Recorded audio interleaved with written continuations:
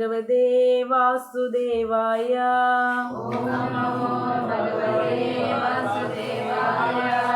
ഓം നമോ ഭഗവതേ വാസുദേവായ.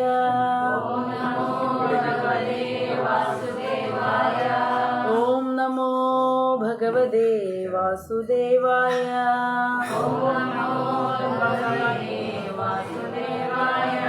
നാരായണം നമസ്കൃത്യ നരം ചൈവ നരോത്തമം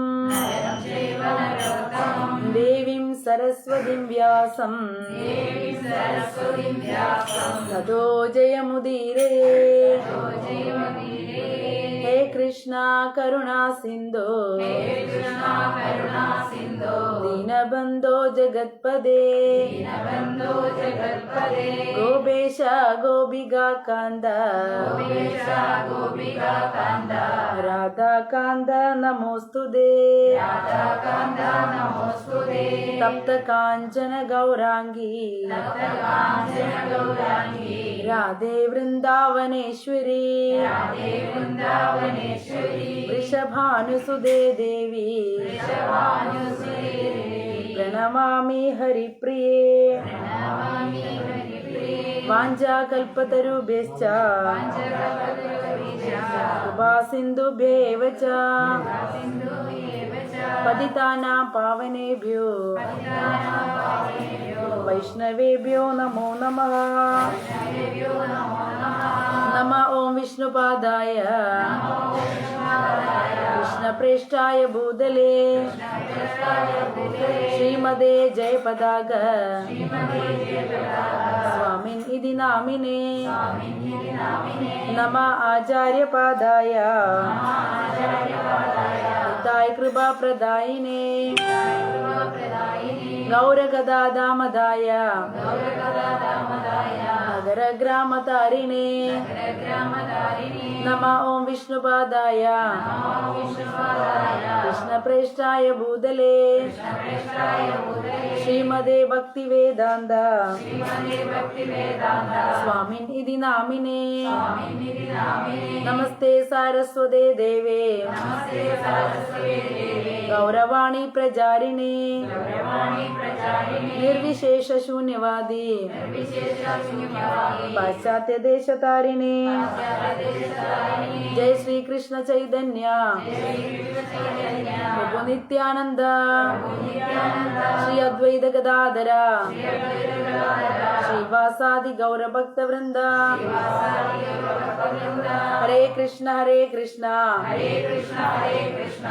കൃഷ്ണ ഹരേ ഹരേ ഹരേ രാമ രാമ രാമ ഹരേ ഹരേ. ഹരേ കൃഷ്ണ കൃഷ്ണ കൃഷ്ണ ഹരേ ഹരേ ഹരേ രാമ രാമ രാമ ഹരേ ഹരേ. ഹരേ കൃഷ്ണ കൃഷ്ണ ഹരേ ഹരേ ഹരേ രാമ രാമ രാമ ഹരേ ഹരേ. ഹരേ കൃഷ്ണ. എല്ലാവർക്കും സ്വാഗതം. ഹരേ കൃഷ്ണ. അപ്പൊ ഇന്ന് രാമായണ മാസമാണ്. അപ്പൊ എല്ലാ പുതിയ ആൾക്കാരൊക്കെ വന്നിട്ടുണ്ട്. രാമായണ മാസം ആയതുകൊണ്ടാണ് അല്ലേ മാവേലിമാരൊക്കെ വന്നിരിക്കുന്നത്. ഹരേ കൃഷ്ണ. അപ്പോൾ അല്ലേ നമുക്ക് മലയാളികൾ പ്രത്യേകിച്ച് വ്രതം എടുക്കുന്ന ഒരു മാസമാണ് രാമായണ മാസം എന്ന് പറയുന്നത് അല്ലേ.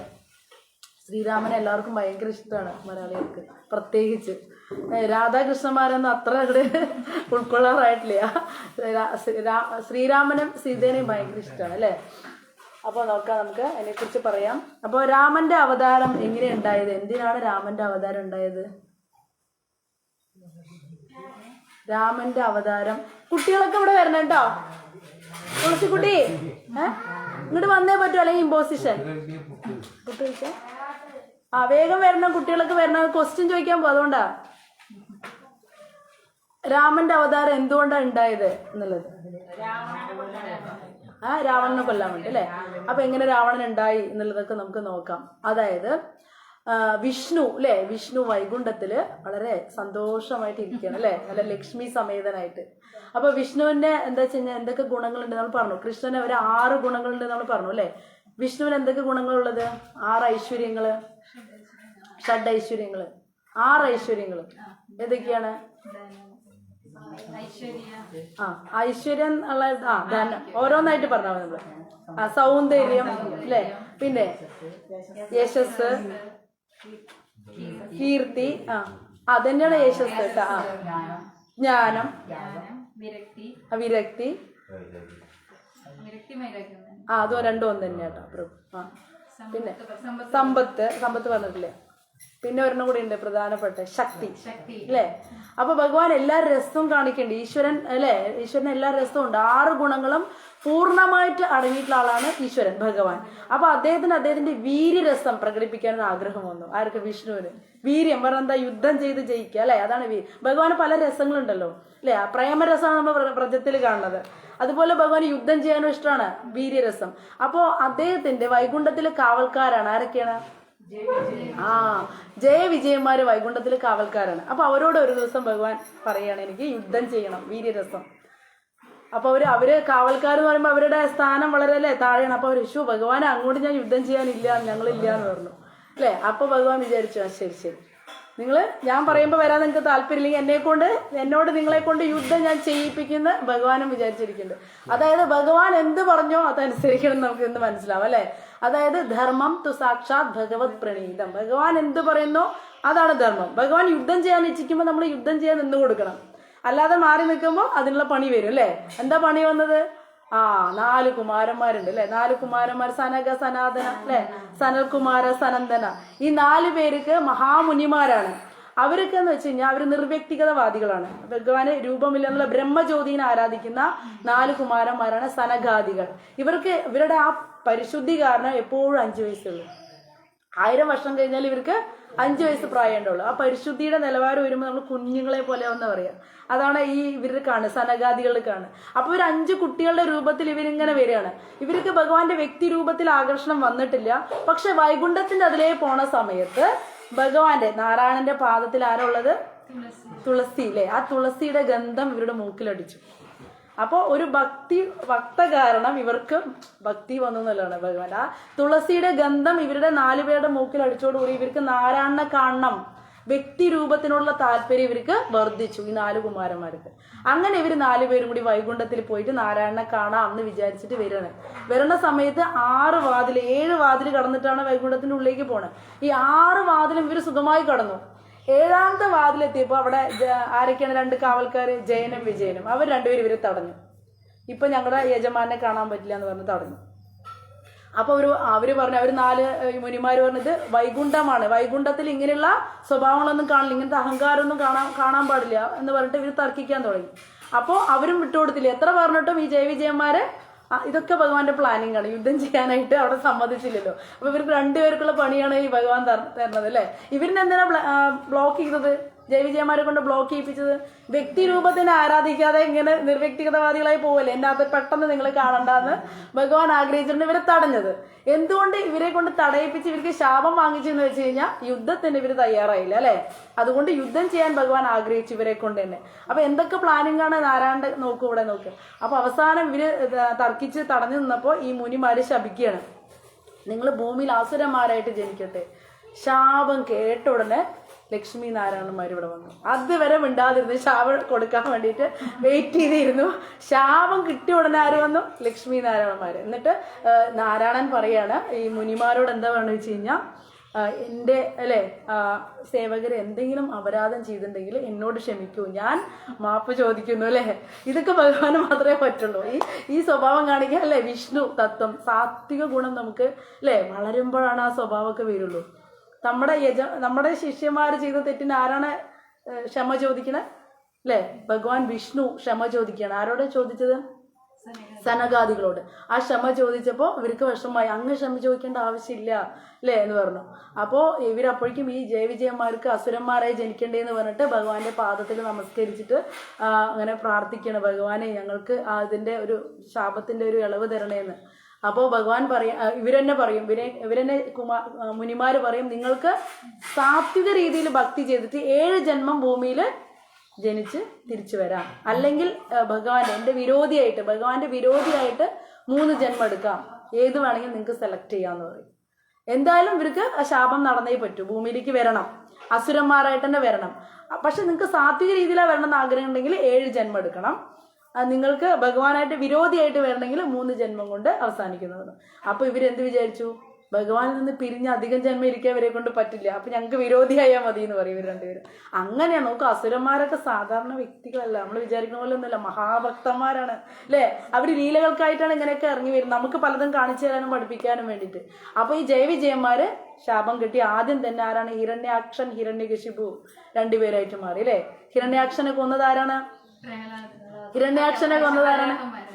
അല്ല, നമ്മുടെ ആരാണ് ഹിരണ്യാക്ഷൻ? വരാഹമൂർത്തി. അതാ പറഞ്ഞു. അതെ, ശരി, ഓക്കെ. വരാഹമൂർത്തിയാണ് ഹിരണ്യാക്ഷനെ കൊല്ലണത്. അപ്പൊ യുദ്ധം ചെയ്ത് ഭയങ്കര യുദ്ധമാണ്. ഹിരണ്യാക്ഷൻ എന്ന് പറഞ്ഞു കഴിഞ്ഞാൽ അതിശക്തൻ, വൈകുണ്ഠത്ത് നിന്ന് വന്നവർ അതിശക്തരായിരിക്കും. അതിശക്തനായിട്ടുള്ള അസുരനായിരുന്നു ഹിരണ്യാക്ഷൻ. ഹിരണ്യാക്ഷനെ തോൽപ്പിക്കാൻ ഭൂമിയിൽ ആരുമില്ല, എല്ലാവരെയും, ത്രിലോകങ്ങളിൽ ആരുമില്ല, എല്ലാവരെയും പരാജയപ്പെടുത്തി. സ്വർഗമൊക്കെ അദ്ദേഹത്തിന്റെ അണ്ടറിലായി അല്ലെ. അദ്ദേഹത്തിന്റെ കൈ ഇങ്ങനെ തരിക്കാണ് യുദ്ധം ചെയ്യാൻ ഹിരണ്യാക്ഷനെ. എവിടെ തട്ടിയാലും അവിടെയൊക്കെ നശിച്ചു പോവാണ്, അത്രയ്ക്കും ശക്തി അല്ലെ. ഹിരണ്യാക്ഷൻ തോൽപ്പിക്കാൻ പറ്റില്ല. അവസാനം ഭൂമിനെ എടുത്തിട്ട് ഗർഭോദശായ സമുദ്രത്തിൽ കൊണ്ട് താഴ്ത്തി ആര്? ഈ ഹിരണ്യാക്ഷൻ. അവസാനം ഭൂമി ദേവിയുടെ സങ്കടമൊക്കെ കണ്ട്, പ്രജകളുടെ സങ്കടമൊക്കെ കണ്ടപ്പോ ഭഗവാൻ വിഷ്ണു എന്ത് ചെയ്യാണ്? ബ്രഹ്മാവിന്റെ മൂക്കിൽ നിന്നാണ് പ്രത്യക്ഷനാവുന്നത്. എന്തായിട്ടാണ്? ബ്രഹ്മാവിന്റെ മൂക്കിൽ നിന്ന് വരാഹമൂർത്തി തന്റെ തേറ്റയ്ക്കായിട്ട് അല്ലെ. എന്തിനാ വരുന്നത്? അങ്ങനെ വരുന്നത് ഭൂമിയെ രക്ഷപ്പെടുത്താൻ വേണ്ടി അല്ലെ. ഭൂമി ദേവിനെ ആ തേറ്റയിലാണ് എടുത്തുകൊണ്ട് പൊക്കിക്കൊണ്ടുവരുന്നത് ആ ഗർഭസമുദ്രത്തിൽ നിന്ന്. അപ്പോ അങ്ങനെ ഹിരണ്യാക്ഷൻ ഇങ്ങനെ ഹിരണ്യാക്ഷൻ ഇങ്ങനെ വരുന്ന വഴിയിൽ ഇങ്ങനെ മരങ്ങളേക്ക് ഇങ്ങനെ തച്ചുടച്ചിങ്ങനെ വരികയാണ്. ആ സമയത്ത് ഭഗവാൻ ഇങ്ങനെ മല പോലെ നിൽക്കുകയാണ്, ഭഗവാൻ ഇങ്ങനെ ഉരുക്ക് ശരീരം പോലെ. അപ്പൊ ഹിരണ്യാക്ഷൻ വന്നൊരു ഒറ്റ ഇടി കൊടുക്കും. ഹിരണ്യാക്ഷന്റെ കൈ ആദ്യമായിട്ടാ വേദന എടുക്കുന്നത്. അതുവരെ അല്ലെ അത്രയും ശക്തിമാനാണ് ഹിരണ്യാക്ഷൻ. പക്ഷെ ഭഗവാൻ അങ്ങനെ അത്രയും കഠോരമായിട്ടാണ് നിൽക്കുന്നത്. ഇടിച്ചിട്ട് എത്ര ശക്തിമാൻ ആരാണ് പറഞ്ഞ അങ്ങനെ യുദ്ധം അങ്ങനെ വീണ്ടും ഇടിക്കും. അപ്പൊ ഭഗവാൻ വീണ്ടും അങ്ങനെ തന്നെ നിൽക്കണം, ഒന്നും പറ്റാത്ത പോലെ. അങ്ങനെ ഗദ എടുത്ത് രണ്ടുപേരും യുദ്ധം ചെയ്യാൻ തുടങ്ങി. ഗദ കൊണ്ട് അടിക്കാൻ തുടങ്ങി ഭഗവാൻ. ആ യുദ്ധ വീര്യമുണ്ടല്ലോ, വീര്യരസം ഭഗവാൻ അതിങ്ങനെ പ്രകടിപ്പിക്കണം. രണ്ടുപേരും തമ്മിൽ പൊരിഞ്ഞ യുദ്ധം ഉണ്ടാവും. എന്നിട്ട് അവസാനം ഭഗവാൻ അടിച്ചു കൊല്ലും ഗദ കൊണ്ട് അല്ലെ. അപ്പൊ അങ്ങനെ ആ വീര്യരസം പ്രകടിപ്പിക്കാൻ വേണ്ടി മാത്രമാണ് ഈ ഭഗവത് ലീലകളൊക്കെ വരുന്നത്. പിന്നെ അടുത്ത് ഹിരണ്യകശിപു, ഭക്തപ്രഹ്ലാദ് അല്ലെ. ഹിരണ്യകശിപുവിനെ നമുക്ക് എല്ലാവർക്കും ആ കഥ അറിയാം. ഭക്തപ്രഹ്ലാദ് അവിടെ വന്നു. ഈ ചേട്ടനെ കൊന്ന് വിഷ്ണു ആയതുകൊണ്ട് വിഷ്ണു വിരോധിയായി മാറി ഹിരണ്യകശിപു. അങ്ങനെ അവർ തമ്മിൽ പിന്നെ അവസാനം നരസിംഹമൂർത്തിയായി വന്ന് അല്ലെ കൊന്നു. അപ്പൊ ഒരു ജന്മം അവരുടെ കഴിഞ്ഞു. ഇനി രണ്ടാമത്തെ ജന്മാണെന്ത്? രാവണൻ, കുംഭകർണൻ. ഇതിലേക്കാണ് നമ്മുടെ ശ്രീരാമചന്ദ്രൻ വരുന്നത് അല്ലെ. രാവണനും കുംഭകർണനും ഇവർ രണ്ടുപേരാണ് രണ്ടാമത്. മൂന്നാമത്തെ വന്നിട്ട് ആരാണ്? ശിശുപാലനും ദന്തവക്ത്രനും. ഇതാണ് മൂന്നാമത്തെ. ലാസ്റ്റ് മൂന്നാമത്തെ ജന്മത്തിൽ ഇവർക്ക് അവരുടെ സ്വന്തം സ്ഥാനം ജയവിജയന്മാരുടെ അതേ സ്ഥാനം തിരിച്ചു കിട്ടി. ശിശുപാലനും ദന്തവക്ത്രനായിരുന്ന സമയത്ത്. അപ്പോ രാവണനായിട്ട് ജനിച്ചപ്പോ രാവണൻ തപസ് ചെയ്തിട്ട് എന്ത് ചെയ്തു? വരങ്ങളൊക്കെ വാങ്ങിക്കണം. അങ്ങനെ വരങ്ങൾ വാങ്ങിക്കുന്ന സമയത്ത് പലരും കൊല്ലാൻ പാടില്ല, അത് ചെയ്യാൻ പാടില്ല, ദേവന്മാരിൽ നിന്ന് എല്ലാത്തിനും പ്രൊട്ടക്ഷൻ വാങ്ങിച്ചു. മനുഷ്യന്മാരിൽ നിന്നും വാങ്ങിച്ചില്ല. ഈ മനുഷ്യർ നിസ്സാര ജീവികളൊന്നും പിടിച്ച ചാവാന്നേ ഉള്ളൂ. അതുകൊണ്ട് മനുഷ്യന്മാരാൾ കണക്കിലാക്കിയില്ല. അതുകൊണ്ട് മനുഷ്യന്മാരുടെ കാര്യം പറയാതെ ബാക്കി എല്ലാതും വരം വാങ്ങിച്ചു. ആര്? രാവണൻ വന്നിട്ട്. അപ്പോ ഭഗവാൻ എന്ത് ചെയ്തു? ഭഗവാൻ അതിസൂത്രക്കാരനാണ് അല്ലെ. മനുഷ്യകുലത്തിൽ വന്നിട്ട് രാമനായിട്ട് ജനിക്കുകയാണ് അല്ലെ. അപ്പൊ രാമായണം അങ്ങനെയാണ്. രാമായണം എന്ന് പറഞ്ഞു കഴിഞ്ഞാൽ രാമന്റെ അയനം പറഞ്ഞ യാത്ര, രാമന്റെ യാത്ര എന്നാണ് അർത്ഥം. ഇതിൽ നമുക്ക് ഓരോ ക്യാരക്ടേഴ്സിനെ നമുക്ക് പഠിക്കാം. ഇതിൽ നമ്മൾ രാമായണം ആദ്യം സംസാരിക്കുന്ന ആരെന്ന് വെച്ചാൽ മഹാദേവൻ പാർവതി ദേവിക്കാണ് ഉപദേശിച്ചു കൊടുക്കുന്നത്. പൊതുവെ ഭാഗവതാണെങ്കിലും രാമായണാണെങ്കിലും എന്താണെങ്കിലും ഇവർ തമ്മിലുള്ള സംഭാഷണമാണ്. മഹാദേവനും പാർവതിയും തമ്മിലുള്ള സംഭാഷണം ഇത് രണ്ടും. അപ്പൊ എങ്ങനെ ഉണ്ടായെന്ന് വെച്ച് കഴിഞ്ഞാൽ ഇപ്പോ ദക്ഷ പ്രജാപതിയുടെ മകളായിരുന്ന സതീദേവി ആയിരുന്നല്ലോ അല്ലെ.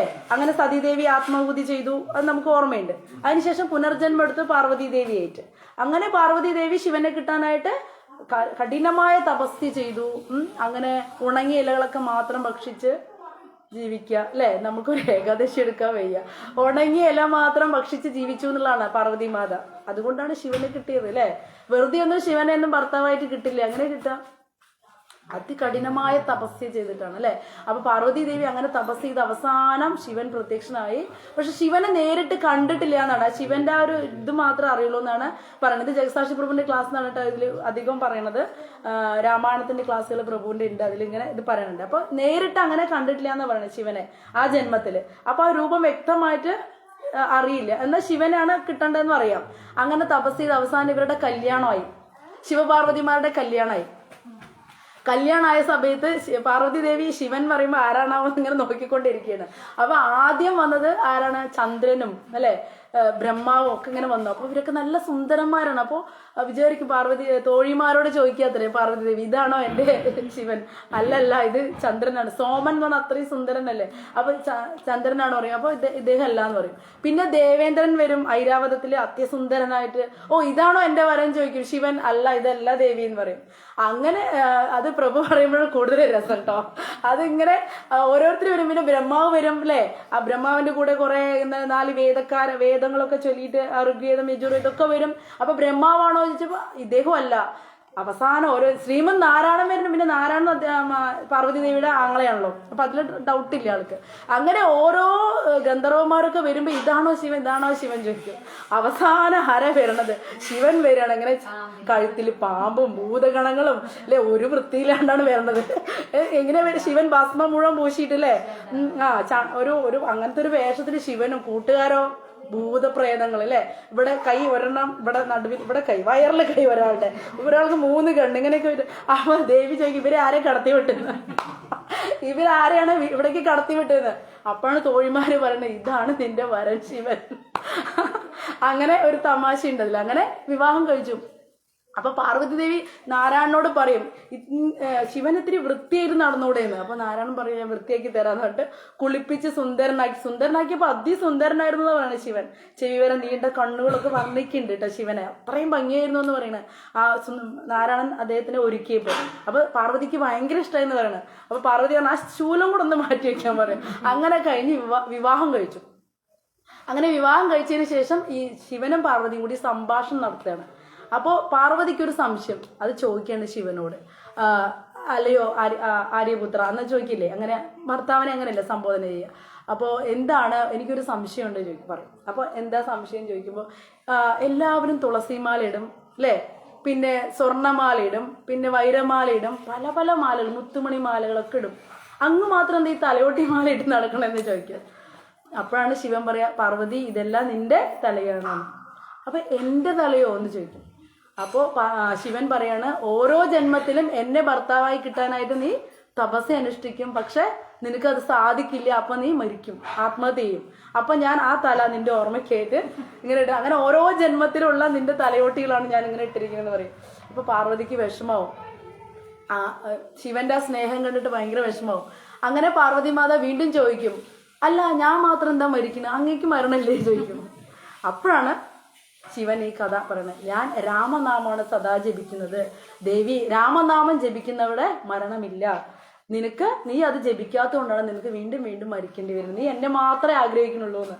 ശ്രീരാമന്റെ നാമം ചൊല്ലണില്ല എന്ന് പറയും. അങ്ങനെയാണ് രാമനാമത്തിന്റെ മഹാത്മ്യം തുടങ്ങി. അപ്പോൾ എനിക്ക് രാമനെ കുറിച്ച് അറിയണം, ആരാണ് രാമൻ, എന്താണ് വിശേഷങ്ങളൊക്കെ ചോദിക്കുമ്പോഴാണ് ഈ രാമായണം മുഴുവൻ വിശദീകരിച്ചിട്ട് പറഞ്ഞു കൊടുക്കണം അല്ലേ.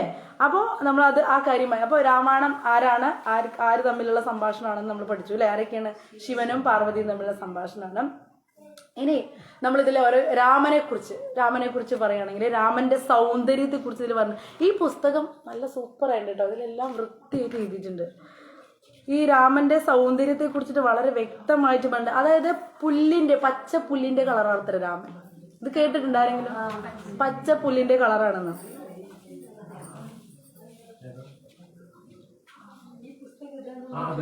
ഈ പുസ്തകം ഇത് 5 എണ്ണം ഉള്ളത്. ഇനി കൂടുതൽ വേണമെങ്കിൽ 250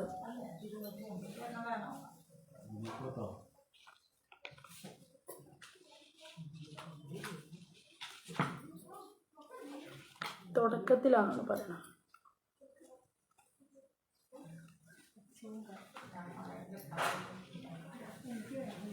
ഇതാണ് അദ്ദേഹത്തിന്റെ, അതിന് രാമന്റെ സൗന്ദര്യമാണ് ഇവിടെ വർണ്ണിക്കുന്നത്. നാരദ മഹർഷി ആർക്കാണ്? വാൽമീകി മഹർഷിക്ക് രാമന്റെ സൗന്ദര്യം പറഞ്ഞു കൊടുക്കണ്ടേ. എന്താണ്? ഇക്ഷ്വാകു വംശത്തില് ദശരഥ മഹാരാജാവിന്റെ പുത്രനായിട്ട് ഭഗവാൻ ജന്മം കൊണ്ടിട്ടുണ്ട്. അദ്ദേഹം സകലവിധ സദ്ഗുണങ്ങളുടെയും മൂർത്തിമത് ഭാവമാണ് ശ്രീരാമൻ അല്ലെ. അത് നമുക്ക് എല്ലാവരും കേട്ടിട്ടുള്ളതാണ് അല്ലെ രാമനെ കുറിച്ചും. തേജസ്വിയും അസാമാന്യ ബലവാനുമായ രാമന്റെ ബാഹു പറഞ്ഞെന്താ, കൈകൾ വളരെ ശക്തവും കാൽമുട്ടുകൾ വരെ നീണ്ടു കിടക്കുന്നവയാണ്. ഭഗവാന്റെ കൈനെയാണ് പറഞ്ഞിരിക്കുന്നത് അല്ലെ. രാമന്റെ കൈ കണ്ട കൈ തന്നെ നോക്കി നിൽക്കുന്ന എല്ലാവരും, തോള് കണ്ട തോളെ നോക്കി നിൽക്കുന്നു, കണ്ണ് കണ്ട കണ്ണെ നോക്കി നിൽക്കും, അങ്ങനെ പറയാം. ഭഗവാന്റെ ഓരോ അവയവത്തിന്റെ ഭംഗി കണ്ട് ഓരോരുത്തരും ഓരോ അവയവത്തിൽ നോക്കി നിൽക്കുന്ന പറയാം. പിന്നെ അദ്ദേഹത്തിന്റെ ഗളം എന്ന് പറഞ്ഞാൽ ഈ കഴുത്ത് ശംഖ് പോലെയാണെന്ന്, ശംഖ് പോലെ മനോഹരമാണെന്ന് പറഞ്ഞു. വിരിഞ്ഞ മാറിടാണെന്ന് ശ്രീരാമന്റെ. ക്ഷത്രിയ രാജകുമാരനല്ലേ, അപ്പൊ ആ ഒരു സ്റ്റൈലാണ് ഭഗവാന്. പിന്നെ അദ്ദേഹത്തിന്റെ ഭുജങ്ങള് വടിവൊത്ത ശിരസ്, വിടർന്ന നയനങ്ങളാണെന്ന്. അങ്ങനെ താമര പോലെ അല്ലെ. നമ്മള് കൃഷ്ണന്റെ അതേ ചായ തന്നെ രാമനൊക്കെ അല്ലെ, കൃഷ്ണന്റെ വിസ്തരണല്ലേ. അപ്പോ ചെവി വരെ നീണ്ട കണ്ണുകൾ, താമര പോലത്തെ കണ്ണുകൾ, വിടർന്ന നയനങ്ങളാണ്. രാമന്റെ വർണ്ണം ഹരിതാപ കലർന്ന് പ്രശോഭിക്കുന്നു. അപ്പോ പുല്ലിന്റെ കളർ, ഹരിതാപ പറഞ്ഞ പച്ച കളറാണ്, ഇളം പുല്ലിന്റെ കളറില്ലേ, അതാണ് ഭഗവാന്റെ കളർ. അത് ഈ പിക്ചറിലുണ്ട്, കണ്ടോ രാമന്റെ കളർ കണ്ടോ? ഇതാണ് രാമന്റെ കളർ. പിന്നെന്താണ് ഭഗവാന്റെ പറയുന്നത്? ഭഗവാന്റെ ലക്ഷണമൊത്ത കാലുകളാണ് ഭഗവാന്. അളവത്ത ഉയരവുമുള്ള രാമന്റെ ബുദ്ധി അളവറ്റതാണ്. ഗാംഭീര്യം തുളമ്പുന്ന മുഖഭാവം, അദ്ദേഹത്തിന്റെ മുഖം എന്താണ് അല്ലെ.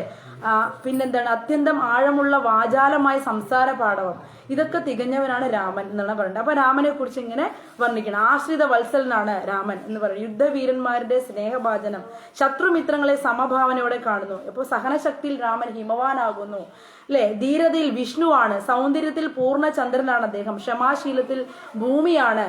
എന്നാൽ അവന്റെ കോപമാകട്ടെ പ്രപഞ്ച സംഹാരത്തിനായി ജ്വലിക്കുന്ന അഗ്നിക്ക് സമം അത്യുത്തമമായിട്ടുള്ള കോപമാണ് രാമനുള്ളത്.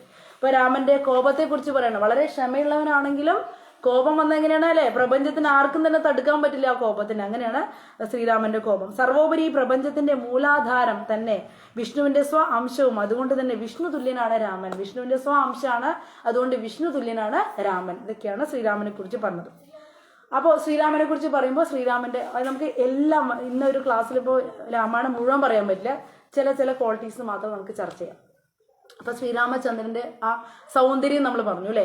ഇനി ശ്രീരാമചന്ദ്രന്റെ സ്വഭാവം നമുക്ക് നോക്കാം. അപ്പൊ അവിടെ എന്താന്ന് വെച്ച് കഴിഞ്ഞാൽ കൈകേയി മാതാവ് അല്ലെ, കൈകേയി മാതാവ് എന്ത് പറഞ്ഞു? കൈകേയി മാതാവ് രാമനെ പട്ടാഭിഷേകം ചെയ്യരുത്, ഭരതനെ ചെയ്യണമെന്ന് പറഞ്ഞു അല്ലെ. അങ്ങനെ ചെയ്തപ്പോ, അങ്ങനെ കേട്ടപ്പോ അച്ഛൻ വളരെ വിഷമത്തിൽ ഇരിക്കുകയാണ് ആ സമയത്ത് അല്ലെ. തന്റെ അച്ഛൻ ധർമ്മസങ്കടത്തിൽ ഇരിക്കുകയാണ്. എന്ത് ചെയ്യണം? അച്ഛന് ഏറ്റവും ഇഷ്ടം രാമനെയാണ്. പക്ഷെ ഈ വരം കൊടുക്കേണ്ട സമയം വന്നു പെട്ടത് ഈ സമയത്തായി പോയി അല്ലേ. അപ്പോൾ ആകെ കൺഫ്യൂഷനിലായി. കൈകേയി മാതാവ് ഇങ്ങനെ ചോദിക്കാൻ പറ്റിയ സമയവും അല്ലേ. അപ്പോൾ ഈ സമയത്ത് രാമൻ എടുത്ത ഒരു തീരുമാനം, ഇത് നമ്മുടെ ജീവിതത്തിൽ നമുക്ക് പകർത്താവുന്ന അല്ലേ. ശ്രീരാമനെ അതേപടി പകർത്തണം എന്നാണ് പറയുന്നത്. അതുകൊണ്ട് കേരളത്തിൽ ശ്രീരാമനെ കുറിച്ച് ഇങ്ങനെയും ഈ മാസം ഇങ്ങനെ ചൊല്ലണം. എന്താ വെച്ചാൽ ശ്രീരാമനെ നമ്മൾ അനുകരിക്കണം എന്നാ പറയാ. ശ്രീകൃഷ്ണന്റെ ഒന്നും അനുകരിക്കാൻ പാടില്ല അല്ലേ. ശ്രീകൃഷ്ണന്റെ ഒന്ന്, കാരണം അദ്ദേഹം ഈശ്വരഭാവത്തിലാണ് എല്ലാം ചെയ്യുന്നത്. ശ്രീരാമൻ മനുഷ്യരൂപ, ഈശ്വരനാണെങ്കിലും മനുഷ്യഭാവത്തിലാണ് ചെയ്യുന്നത്. ഒരു മനുഷ്യൻ എങ്ങനെയാണ് ജീവിക്കേണ്ടത്, അപ്പോൾ ഒരു അച്ഛന്റെ ആജ്ഞ എങ്ങനെയാണ് അദ്ദേഹം പരിപാലിച്ചത് അല്ലെ, അത് നമുക്ക് മനസ്സിലാക്കാൻ പറ്റും. ശ്രീരാമന്റെ സ്വഭാവം അല്ലെ, ഇത് ചർച്ച ചെയ്യുമ്പോൾ നമുക്ക് മനസ്സിലാവും നമ്മൾ ശ്രീരാമൻ എത്ര മഹാനാണെന്നുള്ളത് നമുക്ക് മനസ്സിലാവും. ഇത്രയും അല്ലെ ഉയർന്ന ഒരു ആ സംഭവം നിസ്സാരമായി കളഞ്ഞിട്ട് ഭരതന് കൊടുക്കാനുള്ള ആ ഒരു മനസ്സ് അല്ലെ, ഇത് നമുക്ക് നമ്മുടെ വീട്ടിലെല്ലാവരിലും അല്ലെ, നമ്മുടെ ചേച്ചി അനിയത്തിമാരും ചേട്ടന്മാരോടൊക്കെ നമുക്ക് തോന്നേണ്ട ഒരു വികാരമാണ് അല്ലെ. സ്വത്ത് തർക്കങ്ങളൊക്കെ ഉണ്ടാകുമ്പോൾ അല്ലെങ്കിൽ എന്തെങ്കിലും പ്രശ്നങ്ങളൊക്കെ ഉണ്ടാകുമ്പോൾ ശ്രീരാമനെ ഓർക്കണം നമ്മൾ. ഭരതനൊന്നും ആഗ്രഹിച്ചിട്ടില്ല അല്ലെ, എല്ലാവരും ശ്രീരാമൻ അറിയാം. ഇതാരും കൈകേയി പോലും തെറ്റല്ല ചെയ്തിരിക്കണെന്ന് അല്ലെ. ഇതൊക്കെ ഒരു രാവണനെ കൊല്ലാൻ വേണ്ട നിയോഗമാണെന്ന് ശ്രീരാമൻ അറിയാം. ഈശ്വരന് നമ്മുടെ എല്ലാ അവസ്ഥയും മനസ്സിലാവും. നമുക്ക് പുറത്തുനിന്ന് കാണുമ്പോൾ ഓരോരുത്തർ തെറ്റ്, കൈകേയി തെറ്റ് എന്നൊക്കെ നമുക്ക് തോന്നും അല്ലേ. പക്ഷെ ശ്രീരാമചന്ദ്രമൂർത്തി ആരാണ്? സാക്ഷാൽ പരമദിവ്യോത്തമ പുരുഷനാണ്, ഭഗവാനാണ്. അതുകൊണ്ട് അദ്ദേഹത്തിന് ഈ അവസ്ഥകളെല്ലാം അറിയാം. അതുകൊണ്ട് അദ്ദേഹം എന്തെങ്കിലും മൗനമായിട്ടിരുന്നിട്ട് അല്ലെ അച്ഛന്റെ ആജ്ഞ ശിരസ വഹിച്ചിട്ട് എന്താ പറയണ, അതില് രാമായണത്തിൽ പറയണ എന്താ പറയണ, രാജ്യം ഭരിക്കാൻ മതി ഇവൻ, രാജ്യം ഉപേക്ഷിപ്പാൻ ഞാനും മതി എന്നുള്ള ഒരു വരിയുണ്ട്. ആ വരി കേട്ടാ എല്ലാവരും അറിയില്ല. ആ സമയത്ത് ശ്രീരാമന്റെ ആ ഭാവം നോക്ക്, രാജ്യം ഭരിക്കാൻ മതി ഇവൻ. ആരാണ്? ഭരതൻ. രാജ്യം ഉപേക്ഷിപ്പാൻ ഞാനും മതി അല്ലെ, ഞാൻ രാജ്യം ഉപേക്ഷിച്ചോളാം അല്ലെ.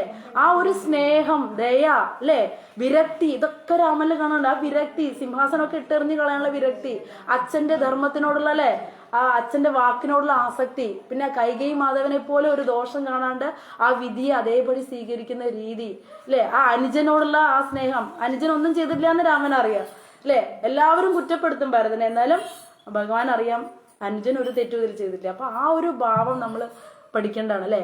വിരക്തി, രാമനെ പോലെ വിരക്തി ചെയ്യാൻ ആർക്കും പറ്റില്ല അല്ലെ. സിംഹാസനം, വീടും എല്ലാം ഉപേക്ഷിക്കും. സ്വന്തം ഏറ്റവും ഇഷ്ടമാണ് ഭാര്യനെ, സാക്ഷാൽ ലക്ഷ്മി ദേവിയുണ്ട്, പക്ഷെ പ്രജകൾക്ക് വേണ്ടി ലക്ഷ്മി ദേവിനെ ഉപേക്ഷിക്കുക. നമ്മൾക്ക് ശ്രീരാമനോട് ചണ്ട കൂടാൻ തോന്നില്ല, എന്തിനാ ലക്ഷ്മി മാതാവിനെ ഉപേക്ഷിച്ചൊക്കെ ചോദിച്ചിട്ട്. പക്ഷെ ഒരു രാജാവ് എങ്ങനെയായിരിക്കണം അല്ലെ, പ്രജകൾക്ക് വേണ്ടി. പ്രജകൾ എങ്ങനത്തെ പ്രജകളാണ്? ഒരു പ്രജ പോലും, കേവലം ഒരു പ്രജയാണ് സീതാദേവിയെ കുറ്റം പറഞ്ഞിട്ടുള്ളൂ. ബാക്കി 99% പ്രജകളും സീതാദേവിക്ക് അനുകൂലമാണ്. കേവലം ഒരു അലക്കുകാരൻ മാത്രം കുറ്റം പറഞ്ഞപ്പോൾ രാമൻ ഏതെടുത്തത്? ആ ഒരു പ്രജയുടെ വിഷമാണ് എടുത്തത്, അല്ലാണ്ട് ഭൂരിപക്ഷം അല്ല നോക്കിയത് അല്ലേ. നമ്മളൊരു ടീച്ചർമാർ എങ്ങനെ ക്ലാസ് എടുക്കേണ്ടത്? ഒരാൾക്ക് അറിയില്ലെങ്കിൽ അത് വേണം പറഞ്ഞു കൊടുക്കുക അല്ലേ. ചിലപ്പോൾ നമ്മുടെ ഈ സത്സംഗത്തിലെ എല്ലാവർക്കും എല്ലാം അറിയെങ്കിലും ഒരാൾക്ക് അത് അറിയില്ലെങ്കിൽ ആൾക്ക് വേണ്ടി പറഞ്ഞു കൊടുക്കണം അല്ലേ. ഒരു ടീച്ചറുടെ ധർമ്മം അതാണ്. അതുപോലെയാണ് രാമൻ. രാമൻ എന്താ വെച്ചാൽ രാമൻ അറിയാം സീത ആരാണ്, സാക്ഷാൽ ലക്ഷ്മിയാണെന്ന് അല്ലേ. ഈ രാവണന്റെ കൈകൊക്കെ തൊടാൻ പറ്റുമോ? സ്പർശിക്കാൻ പോലും പറ്റില്ല സീതാദേവിനെ, അത് രാമൻ അറിയാം. പക്ഷെ എന്നാലും നമുക്ക് കാണിച്ചു തരാനാണ് അല്ലെ, ഒരു പ്രജകൾക്ക് വേണ്ടിയിട്ട് സ്വന്തം സുഖത്തിനെ എങ്ങനെ ത്യാഗം ചെയ്യാം. നമ്മുടെ ഈ റോഡുകൾ കണ്ടില്ലേ, പ്രജകൾക്ക് വേണ്ടിയുള്ള ത്യാഗം കാണണം നമ്മുടെ റോഡ്. സത്യമാണ് അല്ലെ, എത്ര പേരപ്പം മരിച്ചത്. അപ്പൊ ഭരണത്തിന്റെ വ്യത്യാസം നമ്മൾ ഇന്ന് പഠിക്കുകയാണ്. ഇതൊക്കെ പഠിക്കണം എന്തിനാ രാമായണം പഠിക്കുന്നത്? രാമനെ പോലെ ഒരു ക്ഷത്രിയനാവണം രാജാവ്. ഭരണത്തിലിരിക്കുന്നവർ മുഴുവൻ എന്തുപോലെ രാമനെ കണ്ടുപഠിക്കണം അല്ലെ. ഒരു പ്രജയ്ക്ക് വേണ്ടിയിട്ട് അദ്ദേഹത്തിന്റെ ജീവിത സുഖം മുഴുവൻ കളഞ്ഞ ആളാണ് അല്ലെ. ആ സ്വന്തം മക്കളെയും ഭാര്യനൊക്കെ ഉപേക്ഷിച്ചു എന്നുള്ളതാണ്. അത്രയും ഭാര്യ എന്ന് പറഞ്ഞാൽ എത്ര വയസ്സായ സീതയ്ക്കൊക്കെ 16-17 വയസ്സിലാണ് ഉപേക്ഷിക്കുന്നത് കാട്ടില്. ആർക്ക് വേണ്ടിയിട്ട്? പ്രജകൾക്ക് വേണ്ടിയിട്ട് അല്ലെ. അച്ഛന്റെ സത്യം രക്ഷിക്കാനായിട്ട് എന്ത് ചെയ്തു? ആ രാജ്യം ഉപേക്ഷിച്ചു പോയി. ഇതൊക്കെ നമുക്ക് രാമനിൽ നിന്ന് പഠിക്കാനുള്ള ക്വാളിറ്റികളാണ്. അങ്ങനെ ഓരോ പ്രജകൾക്കും പ്രാധാന്യം കൊടുത്ത്, ചേട്ടനനിയന്മാർക്ക് പ്രാധാന്യം കൊടുത്ത്, അച്ഛനമ്മമാർക്ക് പ്രാധാന്യം കൊടുത്ത്, അമ്മമാരില് ആദ്യം കൈകേയിനെയാണ് നമസ്കരിക്കുക, എന്നിട്ടേ സ്വന്തം കൗസല്യനെ രാമൻ നമസ്കരിക്കുള്ളൂ. അപ്പൊ ഇതൊക്കെ നമ്മൾ നോക്കിക്കഴിഞ്ഞാൽ ക്വാളിറ്റീസ് അല്ലേ, എന്തൊക്കെ നമുക്ക് പകർത്താൻ പറ്റുന്ന ക്വാളിറ്റീസ് ആണ് ഈ കാണുന്ന രാമന്റെ. ശ്രീരാമനെ കാണുമ്പോൾ നമുക്ക് മനസ്സിലാക്കാം. ഒരുപാട് പറയാൻ പറ്റും, നമ്മളെ കൊണ്ട് സാധാരണക്കാർക്ക് ഇത്രേ പറയാൻ പറ്റുള്ളൂ രാമനെ കുറിച്ച്. ഇനി വാൽമീകി എന്നുള്ള ക്യാരക്ടർ, ഇതിന്ന് നമുക്ക് എന്താ പഠിക്കാൻ പറ്റുക? വാൽമീകി എന്ന് എത്ര ദുഷ്ടത്തിൽ നമ്മുടെ ഉള്ളിലുണ്ടെങ്കിലും നാമജപം കൊണ്ട് നമുക്ക് ഈശ്വരന്റെ പോലും ഗുരുവാകാൻ പറ്റും എന്നുള്ളതാണ് വാൽമീകി അല്ലേ. അത് ഒരു ക്യാരക്ടർ നോക്കുക വാൽമീകി. അപ്പൊ നമുക്ക് ആർക്കും പ്രത്യാശ കൈവിടേണ്ട ആവശ്യമില്ല എന്ന്. ഞാൻ അങ്ങനെയൊക്കെ തെറ്റ് ചെയ്ത് പറ്റിപ്പോയി, മോശമാണ് ഞാൻ, എനിക്കൊന്നും ഭക്തി അങ്ങനെ ഇല്ലാന്ന്. ആ വാൽമീകി മഹർഷിയിൽ നിന്ന് നമുക്ക് പഠിക്കാനുള്ള പാഠതാണ് അല്ലെ. എന്താണ്? കാട്ടാളനായിരുന്നു അദ്ദേഹം. കൊന്നിട്ട് ആളുകളെ പിടിച്ചു പറിച്ചിട്ട് ജീവിക്കാനേ അറിയുള്ളൂ അല്ലേ. അങ്ങനെ അദ്ദേഹം എന്ത് ചെയ്തു അല്ലേ, കാട്ടില് അതിൽ വരുന്ന ആളുകളെ മുഴുവൻ പിടിച്ചു പറിച്ച് കൊന്നിട്ട് അതും കൊണ്ടിട്ട് അദ്ദേഹം ജീവിക്കും. അങ്ങനെ ഇരിക്കുന്ന സമയത്താണ് നാരദ മഹർഷി അതിലെ വരണത്. അപ്പൊ നാരദ മഹർഷിനെയും ഇങ്ങനെ കൊല്ലാൻ നോക്കുമ്പോൾ അദ്ദേഹത്തിന്റെ കയ്യിൽ ഒന്നുമില്ല. അപ്പൊ നാരദ മഹർഷി പറയും, നിനക്ക് ആവശ്യമുള്ളത് എൻ്റെ കയ്യിലില്ല, എൻ്റെ കയ്യിലുള്ളത് നിനക്ക് ആവശ്യമില്ല. ഇത് കേട്ടപ്പോ ഒരു കൗതുകം തോന്നി. ഇതെന്താ അങ്ങ് ഇങ്ങനെ പറയണമെന്ന് ചോദിച്ചു. അപ്പോ നിനക്കറിയാമോ, നീ ചെയ്ത ഈ പാപങ്ങളുടെ ഫലം മുഴുവൻ നീ തന്നെ അനുഭവിക്കണം. അപ്പോ ഈ രത്നാകരൻ എന്നുള്ള കാട്ടാളൻ പറയും, അല്ല, ഞാൻ എൻ്റെ കുടുംബം പോറ്റാനാണ് ചെയ്യണത്. പലരും പറയണ ഒരു സൂത്രപ്പണികളാണ്, കുടുംബം പോറ്റാനാണ് ഞാൻ ഈ തെറ്റ് ചെയ്യണമെന്ന് അല്ലേ. പലവിടെയും പറഞ്ഞു കേട്ടിട്ടുണ്ട്. ബസ്സിലിങ്ങനെ യാത്ര ചെയ്തപ്പോൾ ഭയങ്കര സ്പീഡിൽ ഒരു ഗട്ടറിൽ ഇങ്ങനെ പോയി മിനിഞ്ഞാന്ന്. അപ്പോൾ ഞങ്ങൾ പറഞ്ഞു, ഇത്രയും സ്പീഡിൽ പോകാൻ പാടുമെന്ന് ഞാൻ ചോദിച്ചു കേട്ടോ. പറയും, കുടുംബം പോറ്റാനല്ലേ ചേച്ചി, ഞങ്ങൾക്ക് ടൈമിൽ പോകണമെന്ന്. അപ്പോൾ ഒരു സ്വന്തം കുടുംബം പോറ്റാനായിട്ട് എത്ര പേരുടെ ജീവനെ അവർ അപകടത്തിലാക്കണം എന്നുള്ളത് നോക്കുക. അത് തന്നെയാണ് ഇവിടെയും പറയുന്നത്. കുടുംബം പോറ്റാനായിട്ട് നീ തെറ്റ് ചെയ്ത് കഴിഞ്ഞാൽ നിന്റെ പാപം നീ തന്നെ അനുഭവിക്കണം. അപ്പോൾ നീ വേണമെങ്കിൽ സംശയം ഉണ്ടെങ്കിൽ വീട്ടിൽ പോയി ചോദിക്കാൻ പറയും. അങ്ങനെ വീട്ടിൽ പോയിട്ട് ഭാര്യയോടും കുട്ടികളോടും ചോദിക്കുകയാണ്. ആരെ? രത്നാകരൻ. എന്താ ചോദിക്കണേ? ഞാൻ നിങ്ങൾക്ക് വേണ്ടിയിട്ടാണ് ഈ കഷ്ടപ്പെടുന്നത്, എൻ്റെ പാപത്തിന്റെ പങ്ക് നിങ്ങൾ ഏറ്റെടുക്കുമോ ചോദിക്കും. അപ്പൊ ഭാര്യയും കുട്ടികളും എന്താ പറയേ, അത് ഞങ്ങൾക്ക് പറ്റില്ല, നിങ്ങളുടെ കടമയാണ് കുടുംബം നോക്കേണ്ടത്, നിങ്ങളുടെ പാപം ഏറ്റെടുക്കേണ്ട ചുമതല ഞങ്ങൾക്കില്ല. അതോടുകൂടി ആൾക്ക് മനസ്സിലായി നാരദ മഹർഷി പറഞ്ഞത് ശരിയെന്ന്. അദ്ദേഹം തിരിച്ചു വന്നു, മഹർഷി എന്നോട് മാപ്പാക്കൂ, ഞാൻ എന്താണ് ചെയ്യേണ്ടതെന്ന് പറയും.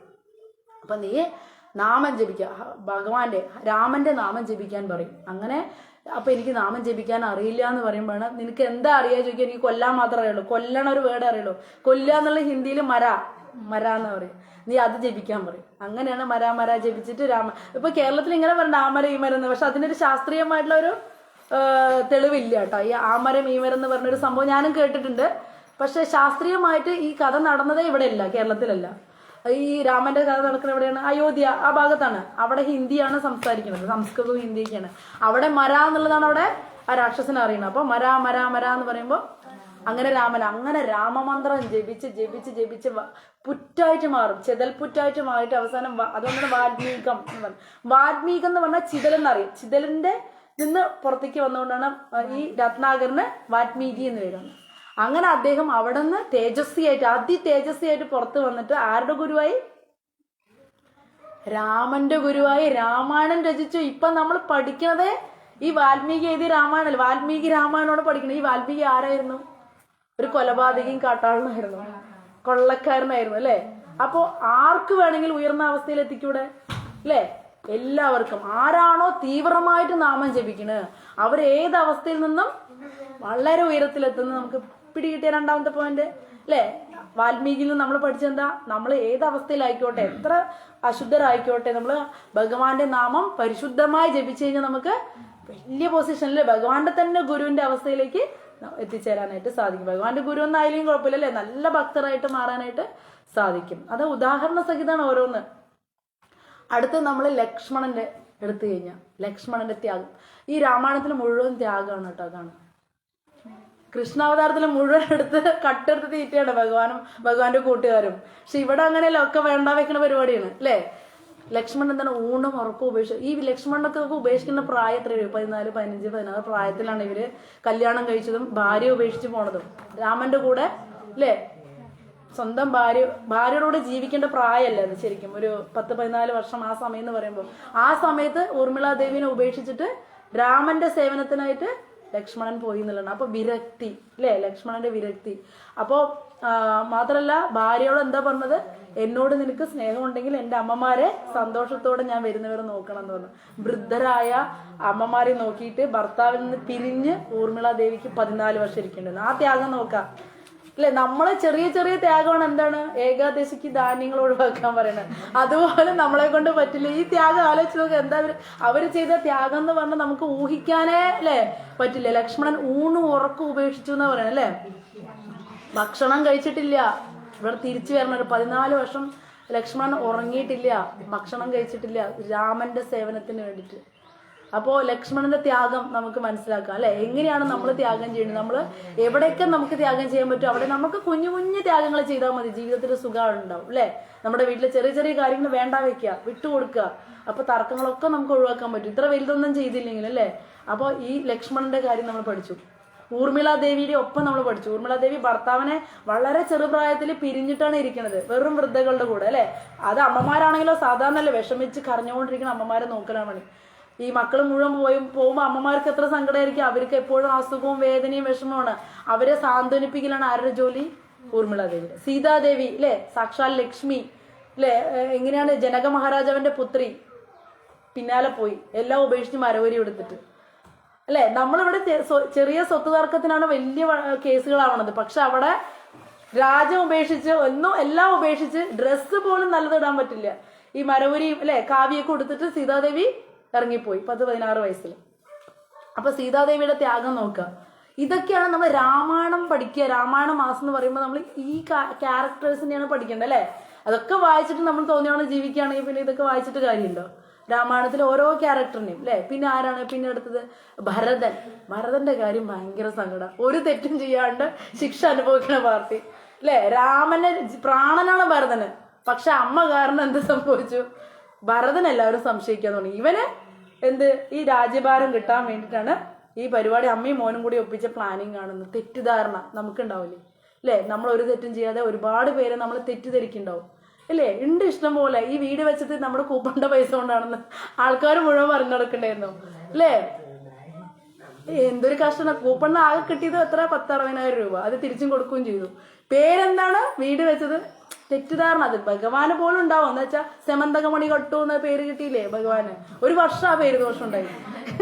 അപ്പൊ നമ്മൾ എന്ത് ചെയ്യണം, അത് കേട്ടിട്ട് പ്രതികരിക്കാൻ പാടില്ല അല്ലേ. അത് നമുക്ക് കേൾക്കാൻ വിധിച്ചിട്ടുണ്ട്. ആ വർഷം നമ്മൾ ഏതെങ്കിലും കഴിഞ്ഞ ജന്മത്തിൽ ആരെങ്കിലും നമ്മൾ പറഞ്ഞിട്ടുണ്ടാവും, അതിന്റെ തിരിച്ചടിയാണെന്ന് വിചാരിച്ച് ക്ഷമയോടെ മിണ്ടാതിരിക്കണം. ഇത് പഠിക്കുകയാണ് നമ്മൾ, ഇതിന്നാണ് പഠിക്കണേ, ഈ രാമായണത്തിനാണ് പഠിക്കണേ അല്ലേ. ഭരത മഹാരാജാവിന്, ഭരത ചക്രവർത്തിക്ക് കിട്ടിയ ഒരു പേരുദോഷമാണ് എന്ത്, ഈ രാജ്യം സ്വന്തമാക്കാൻ അമ്മയും മോനും കൂടെ പ്ലാൻ ചെയ്ത് സ്വന്തം ചേട്ടനെ സിംഹാസനത്തിൽ നിന്ന് പുറത്താക്കി 14 വർഷം കാട്ടിലാക്കി എന്നുള്ള പേരുദോഷം. അമ്മമാര്, പിന്നെ അതുപോലെ ഗുരുക്കന്മാര്, നാട്ടുകാരൊക്കെയും ഇവനെ വെറുത്തു ഭരതനെ. നാട്ടുകാർ ഇവനെ കാണുമ്പോൾ തന്നെ ചിരിക്കാണ്ടായി. ഭരതനെ കാണും, ഭരതന് ഇതെന്താ കാര്യം എന്ന് പോലും മനസ്സിലായില്ല എന്നുള്ളതാണ്. അവസാനം അമ്മയിൽ നിന്നാണ് ഈ കാര്യം മനസ്സിലായപ്പോഴാണ് ഒരു ദൃഢമായ തീരുമാനം എടുക്കുകയാണ്. ഞാൻ എൻ്റെ ജ്യേഷ്ഠൻ തിരിച്ചു വരുന്നവരെ, ജ്യേഷ്ഠൻ എന്താണോ ധരിച്ചത് ആ വസ്ത്രമാണ് ധരിക്കുള്ളൂ. മരവുരി എടുത്തു, കാവ്യ എടുത്തു അല്ലേ. ആ ത്യാഗം നോക്ക്. രാജകൊട്ടാരത്തിൽ ഇരുന്നു കൊണ്ട് അതൊന്നും എല്ലാം ഉപേക്ഷിച്ചു എന്നുള്ളതാണ്. എന്നിട്ടോ ഭഗവാൻ രാമൻ കാട്ടിലൂടെ നടക്കുമ്പോൾ ദാസനായി ഞാൻ അദ്ദേഹത്തിന്റെ താഴെയാണ് ജീവിക്കേണ്ടത് പറഞ്ഞിട്ട് കുഴി എടുത്തിട്ട്, എത്ര അടിയെന്ന് എനിക്ക് ഓർമ്മയില്ല, അത്രയും അടി താഴെയുള്ള കുഴി എടുത്തിട്ട് കുഴിയുടെ അടിയിലാണ് ആള് ജീവിച്ചത്. ഗുഹ പോലെ താഴെ ആക്കിയിട്ട് ദാസൻ അങ്ങനെ ജീവിക്കുന്നു പറഞ്ഞിട്ട് ഇത്ര 14 വർഷം കേട്ടോ. അത് കഴിഞ്ഞ് ഭക്ഷണം, ഈ രാജകീയമായിട്ടുള്ള ഒരു ഭക്ഷണവും ഭരതൻ കഴിക്കില്ല. കാരണം എൻ്റെ ജ്യേഷ്ഠൻ കായികനികളാണ് അവിടെ കഴിക്കുക. അതുകൊണ്ട് ഞാൻ വെറും അവില് നനച്ചിട്ടോ മറ്റാണ് ദിവസവും അത് കഴിച്ചാൽ എങ്ങനെയുണ്ടാവും. പിന്നെ സിംഹാസനത്തില് ഭഗവാന്റെ പാദാണ്, ശ്രീരാമന്റെ പാദം വെച്ചിട്ട് അദ്ദേഹത്തിന്റെ ദാസനായിട്ടാണ് ആ രാജ്യം മുഴുവൻ ഭരിച്ചു. പക്ഷെ ഒരു ഫുഡ് കഴിക്കാതെ നേരെ അല്ലേ. പിന്നെ രാജകീയമായിട്ട് ഒരു സുഖമില്ല. പിന്നെ അമ്മയ്ക്ക് മോനെ കിട്ടിയോ, അമ്മ എന്തിനു വേണ്ട ആഗ്രഹിച്ചു ഇതൊക്കെ ചെയ്തത്. ഇപ്പൊ ഏറ്റവും നാണം കേട്ടത് ആരാ അല്ലേ, ഏറ്റവും അധികം വിഷമിക്ക് സത്യം പറഞ്ഞ കൈകേയ ഉരുക്കി തീരുമല്ലോ. അവനവന്റെ കൈ കൊണ്ട് എല്ലാം നഷ്ടപ്പെടുമ്പോഴാണ് നമുക്ക് വേദന കൂടുതൽ. നമ്മുടെ കൈ കൊണ്ട് ഒരു അബദ്ധം പറ്റിയേക്കും. അതെ, നമ്മുടെ കൈ കൊണ്ട് ഒരു അബദ്ധം നമുക്ക് പറ്റിയിട്ട് അതിൽ നമ്മൾ വേദനിക്കുമ്പോൾ നമ്മുടെ കയ്യിൽ നിന്ന് പ്രധാനപ്പെട്ട എന്തെങ്കിലും കിണറ്റിൽ വീണ് പോയി വെക്കും. നമ്മളത് ആലോചിച്ചിട്ടുള്ള വിഷമിക്ക് എങ്ങനെയുണ്ടാവും ആ വേദന. അതുപോലെയാണ് ആ കൈകേക്ക് ഉണ്ടായത്. വിഷമം എത്ര ഉണ്ടായി നോക്കുക. മകന് രാജ്യം കിട്ടാൻ വേണ്ടി ചെയ്തു. മകൻ മരവരി എടുത്തിട്ട് ഒരു ഭക്ഷണവും കഴിക്കാണ്ട് ഭൂമിക്കടിയിൽ അല്ലേ ഇരുന്നു. ആ ത്യാഗം ലക്ഷ്മണന്റെ. ശത്രുഘ്നൻ പിന്നെ ഈ എന്താണോ ഭരതൻ ചെയ്യുന്നത് അതുപോലെയാണ് ശത്രുഘ്നൻ. അപ്പൊ 4 പേരുടെ കാര്യം ഓക്കെ ഇല്ലേ, 4 പേരുടെ ഭാര്യമാരും അതുപോലെ. അതാണ് നമ്മുടെ രാമായണത്തിൽ കാണുന്ന ഓരോ ക്യാരക്ടേഴ്സ് അല്ലെ. പിന്നെ ആരാണ് നമുക്ക് കാണാൻ, ഹനുമാൻ സ്വാമി അല്ലെ. ഹനുമാൻ സ്വാമിയുടെ ഭക്തിയും വിനയവുമാണ് നമുക്ക് കാണാനുള്ളത് അല്ലെ. രാമന് വേണ്ടിയിട്ട് ഈ ഹൃദയം ഇങ്ങനെ പറിച്ച് കാണിച്ചു കൊടുക്കണം. അവിടെ ശ്രീരാമനും സീതയും ലക്ഷ്മണനുമാണ് അല്ലെ, ഭരത ശത്രുഘ്നന്മാർ, ഇത്രയും പേരെയാണ് കാണുക. അത്രയ്ക്കും ഹൃദയത്തില് ശ്രീരാമനാമം, ശ്രീരാമനെ കൊണ്ടു നടക്കുന്ന ആളാണ് ആര് അല്ലെ, ഹനുമാൻ സ്വാമി. ഹനുമാൻ സ്വാമിക്ക് ഒരു പ്രത്യേകതയുണ്ട്. അദ്ദേഹത്തിന് ഒരുപാട് സൂര്യനെ തന്നെ വിഴുങ്ങിയിട്ടുള്ള ആളാണ്. സൂര്യനെ തന്നെ പോയിട്ട് പഴാണ് വിചാരിച്ച് കഴിച്ചിട്ടുള്ള അത്രയും ശക്തിമാനാണ് ഹനുമാൻ സ്വാമി. പക്ഷെ എന്നാലും വിനയം കാരണം സ്വന്തം ശക്തി അറിയില്ല. ആരെങ്കിലും ഒന്ന് പുകഴ്ത്തി പറയണല്ലോ, ഈ ശക്തിമാൻ നിനക്കതിന് കഴിയുന്ന ആരെങ്കിലും പറഞ്ഞാലാണ് അദ്ദേഹത്തിന്റെ ശക്തി അറിയുള്ളൂ എന്ന്. ഈ ജാമ്പവാനാണിത് പറഞ്ഞു കൊടുക്കുക. നിനക്ക് ഈ കടലൊക്കെ ചാടാൻ പറ്റും, നീ ചെറുപ്പത്തില് സൂര്യനെ തിന്നാൻ പോയതാണെന്ന്, എത്ര മീറ്റർ അകലെ പഴാണെന്ന് വിചാരിച്ചിട്ട് അത്രയും ശക്തിമാനാണ്, നിനക്ക് ഈ കടലിൽ ചാടാൻ വളരെ ഈസിയാന്നൊക്കെ പറഞ്ഞു കൊടുക്കുക. അപ്പോൾ ഹനുമാന്റെ എന്താണ് വിനയം, അതിവിനയം, വളരെ ശാസ്ത്രത്തിൽ നിപുണനാണ്, പരംഭക്തനാണ്, എല്ലാ കഴിവും ഉണ്ട്, ശക്തനാണ്, രുദ്രാവതാരാണ് അല്ലെ. ശിവനിൽ നിന്നാണ് ഈ ഹനുമാൻ വന്നിരിക്കുന്നത്. ശിവന്റെ ഒരു അംശമാണ് ആര്, ഹനുമാൻ സ്വാമി. അത്രയ്ക്കും ശക്തിമാനാണ്. എന്നാലും അദ്ദേഹം വിനയം കൊണ്ട് ഒന്നും അറിയാത്ത പോലെ സുഗ്രീവന്റെ ആജ്ഞയ്ക്ക് വിധേയനായിട്ട്, സുഗ്രീവനെയൊക്കെ എടുത്തറിയാൻ ശക്തിയുള്ളവനാണ്, സുഗ്രീവന്റെ ആജ്ഞയ്ക്ക് വിധേയമായി. നമ്മളെന്ത് ചെയ്യും, നമുക്ക് അറിവ് വെച്ച് നമ്മുടെ ശിക്ഷാഗുരും വേണ്ട, നമ്മളൊക്കെ വലിയ ആൾക്കാരാണ്, അച്ഛനമ്മമാരെ തീരെ അനുസരിക്കില്ല അല്ലെ. പക്ഷെ ഇവിടെ സുഗ്രീവന്റെ ആജ്ഞ പാലിക്കാനായിട്ട് അല്ലെ ഹനുമാൻ സ്വാമി എത്ര വലിയ ആളാണ്. അദ്ദേഹം ആ രാജാവിന്റെ ആജ്ഞ. നമ്മളപ്പോ നമ്മുടെ പൊസിഷനിൽ ഇരിക്കണം, നമ്മുടെ കഴിവ് നോക്കിയിട്ടില്ല, ആ സ്ഥാനം നമ്മള് ചിലപ്പോ നമുക്ക് വലിയ കഴിവുണ്ടാവും, നമ്മുടെ അച്ഛനമ്മയ്ക്കളും ചിലപ്പോൾ ഗുരുക്കന്മാരേക്കളൊക്കെ കഴിവുള്ളവരായിരിക്കും ശിഷ്യന്മാര്. പക്ഷെ ഗുരുവിന്റെ മുന്നിൽ, അച്ഛനമ്മയുടെ മുന്നിൽ എന്തായിരിക്കണം, എനിക്കൊന്നും അറിയില്ല, അതിന് വിദ്യയാണെന്നുള്ള രീതിയിൽ അഭിനയിക്കാൻ അല്ല, നമ്മൾ അഭിനയിക്കാം, അവരൊക്കെ അഭിനയിക്കില്ല, ഒറിജിനലി വിനയാണ് അവർക്ക്. നമ്മൾ അറ്റ്ലീസ്റ്റ് വിനയം വന്നിട്ടില്ലെങ്കിലും അഭിനയിക്കെങ്കിലും വേണം. എന്ന് വെച്ച് കഴിഞ്ഞാൽ അവരുടെ മുന്നിൽ ഞങ്ങൾക്ക് ഒരു എളിമത്വം നമ്മൾ കാണിക്കണം. അത് ഹനുമാൻ സ്വാമി എന്നാണ് നമ്മൾ അത് പഠിക്കുന്നത്. വിനയത്വമാണ് നമ്മൾ ഹനുമാൻ സ്വാമി എന്ന് പഠിക്കുന്നത്. എന്ന് വെച്ചാൽ നമുക്ക് എത്രയോ ഉയർന്നവരാണെങ്കിലും അല്ലെ, എത്രയോ വലിയ ആൾക്കാരാണെങ്കിലും നമ്മുടെ അല്ലേ മുതിർന്നവരുടെ മുമ്പിൽ നമ്മൾ വിനയത്വം പ്രകടിപ്പിക്കണം എന്നുള്ളതാണ്. അത് ഹനുമാൻ സ്വാമിന്ന്. പിന്നെ പഠിക്കുകയാണ് നമുക്ക് അംഗദനിൽ നിന്നാണ്. അംഗദൻ എന്ന് കേട്ടിട്ടുണ്ടോ? ബാലിയുടെ മകനാണ് അംഗദൻ. അങ്ങനെ ചെറിയ കുട്ടിയാണ് അംഗദൻ. അംഗദനിൽ നിന്ന് നമ്മൾ പഠിക്കാനുള്ള ഭക്തിയുത സേവനം ചെയ്യാനുള്ള ഉത്സാഹം. ഒരു സേവ തന്നു കഴിഞ്ഞാൽ മാതാജി അടുത്ത ആഴ്ച കാണാം എന്നിട്ട് പോയില്ല ഉണ്ടല്ലേ. അപ്പോൾ അംഗദൻ എങ്ങനെയാന്ന് വെച്ചാൽ ഏത് സേവ പറഞ്ഞാലും ഞാൻ ചെയ്യാന്ന് പറയും. വലിയ ആൾക്കാർക്കുള്ള സേവയാണ് പറയുക ശ്രീരാമചന്ദ്രമൂർത്തി. പക്ഷെ അംഗദൻ എന്താ പറയും? വലിയ ആൾക്കാരെയൊക്കെ മാറ്റിയിട്ട് ഞാൻ ചെയ്യാന്ന് പറയും. അപ്പോൾ സുഗ്രീവൻ പറയും, നീ അവിടെ നിന്നോ, നീ ചെയ്യാറായിട്ടില്ല അല്ലേ, ബാലിയെ മരിച്ചു, ഇനി നിന്നെങ്കിലും സംരക്ഷിക്കേണ്ട ഞങ്ങളുടെ ഉത്തരവാദിത്തമാണ്, അപ്പൊ നീ ഇതിലൊന്നും ഇടപെടല്ലേ എന്ന് പറയും. അങ്ങനെ ഓരോ സമയത്തും ഓരോ സേവ പറയുമ്പോൾ അപ്പോൾ അംഗദൻ എടുത്ത് ചാടി ഓടും, ഞാൻ ചെയ്യാന്ന് പറഞ്ഞിട്ട്. അവസാനം ശ്രീരാമചന്ദ്രമൂർത്തി ഒരു സേവ കൊടുക്കും. പിന്നെ തൊയിരം കൊടുക്കാതിരിക്കുക പറയില്ലേ, ശ്രീരാമൻ ഒരു സ്വസ്ഥത കൊടുക്കണില്ലേ, സേവ തരാണ്ട്, സേവ കിട്ടാണ്ട്. നമ്മളെ ആരൊക്കെ അങ്ങനെയുണ്ട്, സേവ കിട്ടാണ്ട് സ്വസ്ഥത കൊടുക്കണേ, എനിക്ക് ആ സേവ തരും, അത് എനിക്ക് ഈ സേവ തരും, സ്വസ്ഥത ഇല്ലാണ്ട് വിളിക്കുക. ആരാണ്ട് ചെയ്യണേ? സുമി മാതാജി അവിടെ ഉണ്ടാ, എനിക്ക് ഇന്ന് വെറുതെ ഇരുന്നിട്ട് സമാധാനം, ഒരു സേവ തരൂ, ഞാൻ ഇത്ര ബുക്ക് കൊണ്ട് വെക്കാം. അത് ആരാ പറയാറ് ഇവിടെ? ആരും പറയാല്ല. അംഗദന്റെ ഉത്സാഹമാണ് എല്ലാവർക്കും. അംഗദനെ പോലെ ഉത്സാഹമാണ്. എന്നാൽ നമ്മളെല്ലാവരും അങ്ങനെ തന്നെ, നമ്മൾ സാധാരണ ആൾക്കാരില്ലേ, നമുക്ക് അതുപോലെ പെട്ടെന്നൊന്നും ആവാൻ പറ്റില്ല. എന്നാലും നമുക്ക് കണ്ടു പഠിക്കാം അവരുടെ അംഗദന്റെ ഉത്സാഹം എന്താണെന്ന് വെച്ചാൽ എന്ത് കണ്ടാലും അത് ഞാൻ ചെയ്യാം അല്ലെ. ഇല്ലാത്ത സേവ കൂടി, അത് ജയസാക്ഷി പ്രഭുവിന്റെ ഇന്നലത്തെ ക്ലാസ്സിൽ ഹനുമാൻ സ്വാമിക്ക് ഒരു സേവയും കൊടുക്കേണ്ട തീരുമാനിച്ചു. എന്നാല് ശ്രീരാമ പട്ടാഭിഷേകം കഴിഞ്ഞതിന് ശേഷം അയോധ്യയിലെ കൊട്ടാരത്തിലെ ആൾക്കാർ വിചാരിച്ചു ഹനുമാൻ സ്വാമിക്ക് ഒരു സേവയും കൊടുക്കില്ല. ആള് സേവ ചെയ്യാൻ പോണ എവിടെല്ലാം അവിടെ ആൾക്കാർ, എവിടെ നോക്കിയിട്ട് സേവ കിട്ടില്ല.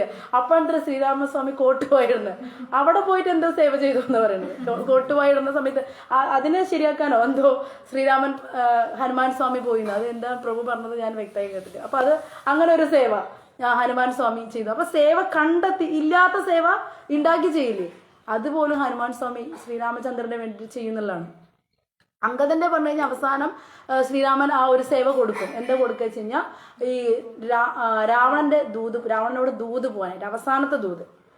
അതായത് ഞങ്ങളുടെ സ്വാമി ശ്രീരാമൻ പറഞ്ഞ അനുസരിച്ചില്ലെങ്കിൽ യുദ്ധം നടത്താൻ പോകണം ഞങ്ങൾ എന്നുള്ള ആ ഒരു തീരുമാനം പറയാനായിട്ട് ആരെ വിട്ടത്? അംഗദനെ വിട്ടു. ശരിക്കും അംഗദൻ എന്ന് പറഞ്ഞു കഴിഞ്ഞാൽ കണ്ടു കഴിഞ്ഞാൽ ആരാണ്? രാവണൻ ഭക്ഷണം ആക്കും, അത്രേ ഉള്ളൂ. ബ്രേക്ക്ഫാസ്റ്റ് ആക്കുമെന്ന് പറയില്ല അവർ, അത്രേ ഉള്ളൂ. അംഗദൻ ആരുടെ അടുത്ത്? രാവണന്റെ അടുത്ത് അല്ലേ. പക്ഷെ ശ്രീരാമന്റെ ബലത്തിൽ പോയിട്ട് തൂങ്ങിയൊക്കെ ആടിയിട്ട് വലിയ സ്റ്റൈലിലാണ് പറയാ.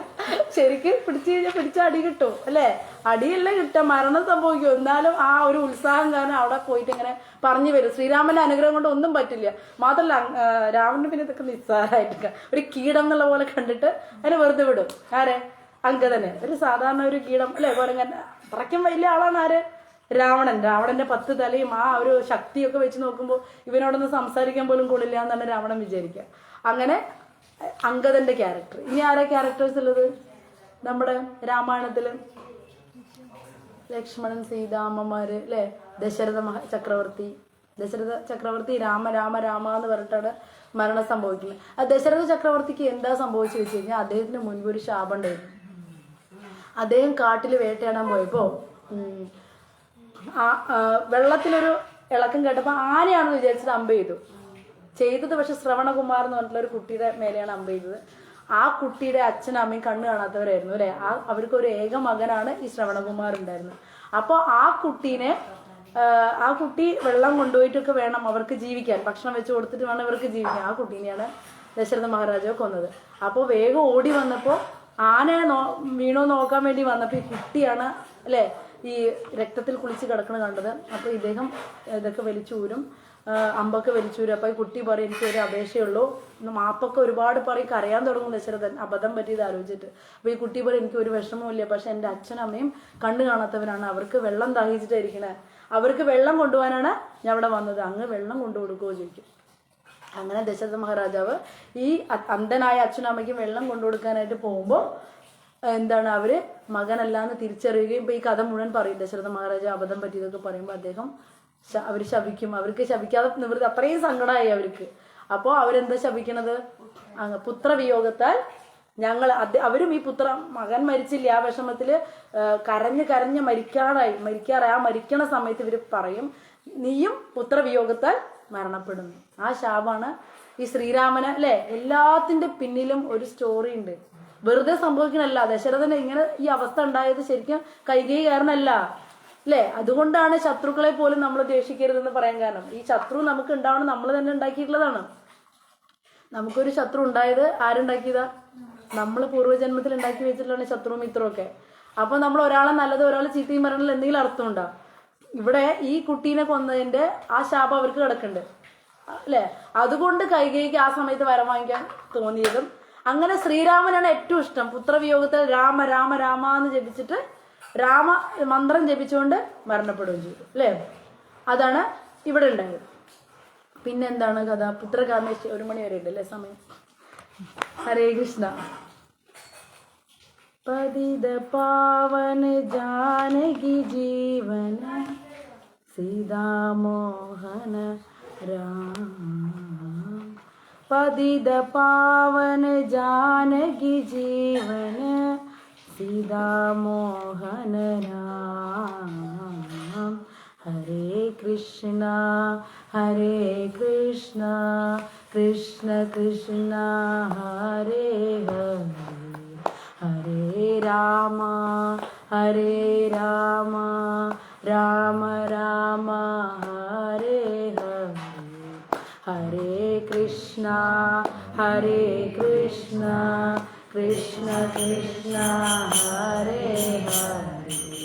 ഹരേ രാമ ഹരേ രാമ രാമ രാമ ഹരേ ഹരേ. ഹരേ കൃഷ്ണ ഹരേ കൃഷ്ണ കൃഷ്ണ കൃഷ്ണ ഹരേ ഹരേ. ഹരേ രാമ ഹരേ രാമ രാമ രാമ ഹരേ ഹരേ.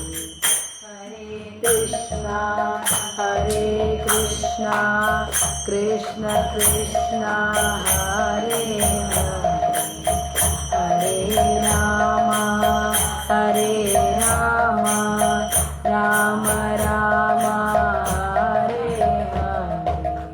ഇനി അഹല്യാദേവി അടുത്ത ക്യാരക്ടർ. അഹല്യാദേവിയുടെ കഥ എന്താണെന്ന് അറിയാം അല്ലെ. ഗൗതമ മഹർഷിയുടെ പത്നിയാണ് അഹല്യാദേവി.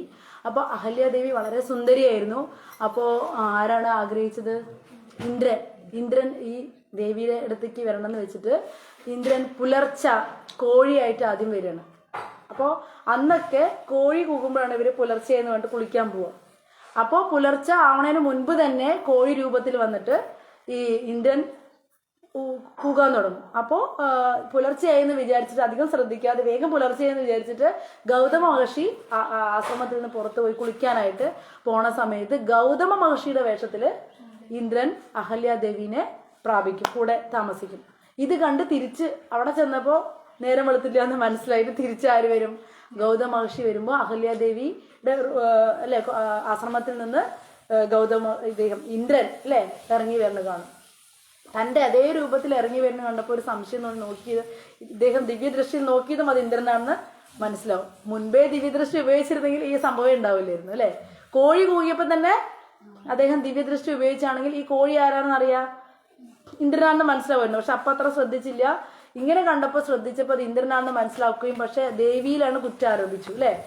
പാതിവൃത്യം നഷ്ടപ്പെടുത്തി എന്ന് പറഞ്ഞിട്ട് ദേവിയെ നീ ഒരു കല്ലിന്റെ ഹൃദയമുള്ള സ്ത്രീയാണ്, അതുകൊണ്ട് നീ കല്ലായി പോട്ടെ എന്ന് ശപിച്ചു. ആര്? ഗൗതമ ഋഷി. അപ്പോൾ ഈ ദേവി അഹല്യാദേവി ശാപമോക്ഷത്തിന് പ്രാർത്ഥിക്കുമ്പോൾ പറയും, ശ്രീരാമന്റെ കാലത്ത്, ഇത് നടക്കുന്ന സത്യുഗത്തിലാണ്, ശ്രീരാമനൊക്കെ എപ്പോൾ വരാനല്ലേ, ശ്രീരാമന്റെ യുഗം വരുമ്പോൾ ശ്രീരാമചന്ദ്രന്റെ പാദം നിന്റെ ദേഹത്ത് സ്പർശിക്കുമ്പോൾ നിനക്ക് പഴയ രൂപം തിരിച്ചു കിട്ടും. അതിനുശേഷം എൻ്റെ കൂടെ നിനക്ക് തിരിച്ചു വരാൻ ആവും എന്ന് ഗൗതമ മഹർഷി പറഞ്ഞിട്ട് പോയി. അപ്പോൾ തീവ്ര ദുഃഖം വന്നാലേ നാമം ശരിക്കും ജപിക്കുള്ളൂ അല്ലെ.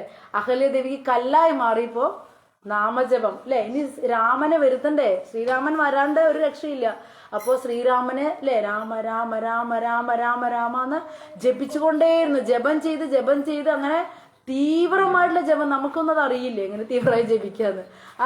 അങ്ങനെയാണ് നമ്മുടെ ആരാണ് അഹല്യാദേവിയൊക്കെ ജപിച്ച ജപം എന്ന് പറഞ്ഞു കഴിഞ്ഞാൽ അതിന്റെ ഫലമായിട്ട് യുഗങ്ങൾ മാറി എന്നാ പറയുന്നത്.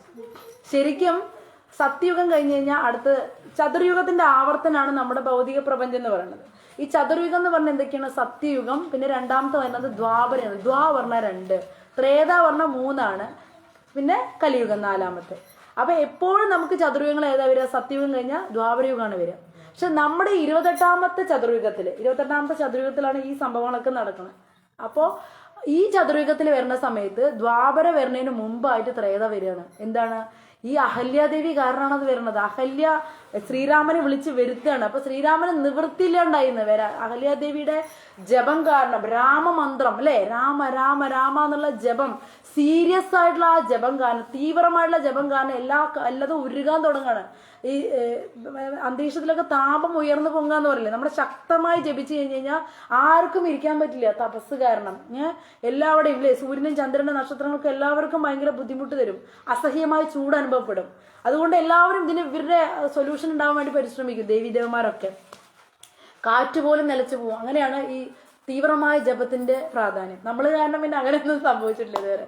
നമ്മുടെ ജപം അത്രയും തീവ്രമായ കാരണം വീട്ടിൽ തന്നെ ഒരു മാറ്റമില്ല അല്ലെ.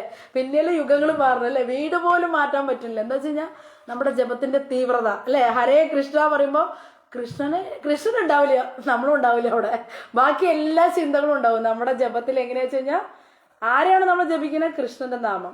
അവിടെ കൃഷ്ണന്റെ രൂപവും അല്ലെ, കൃഷ്ണനെ നമ്മൾ കാണുക പോലില്ലേ. ഇനി നമ്മളവിടെ ഉണ്ടാവോ? നമ്മൾ എവിടേക്കോ സഞ്ചരിക്കുന്നുണ്ടാവും അല്ലെ.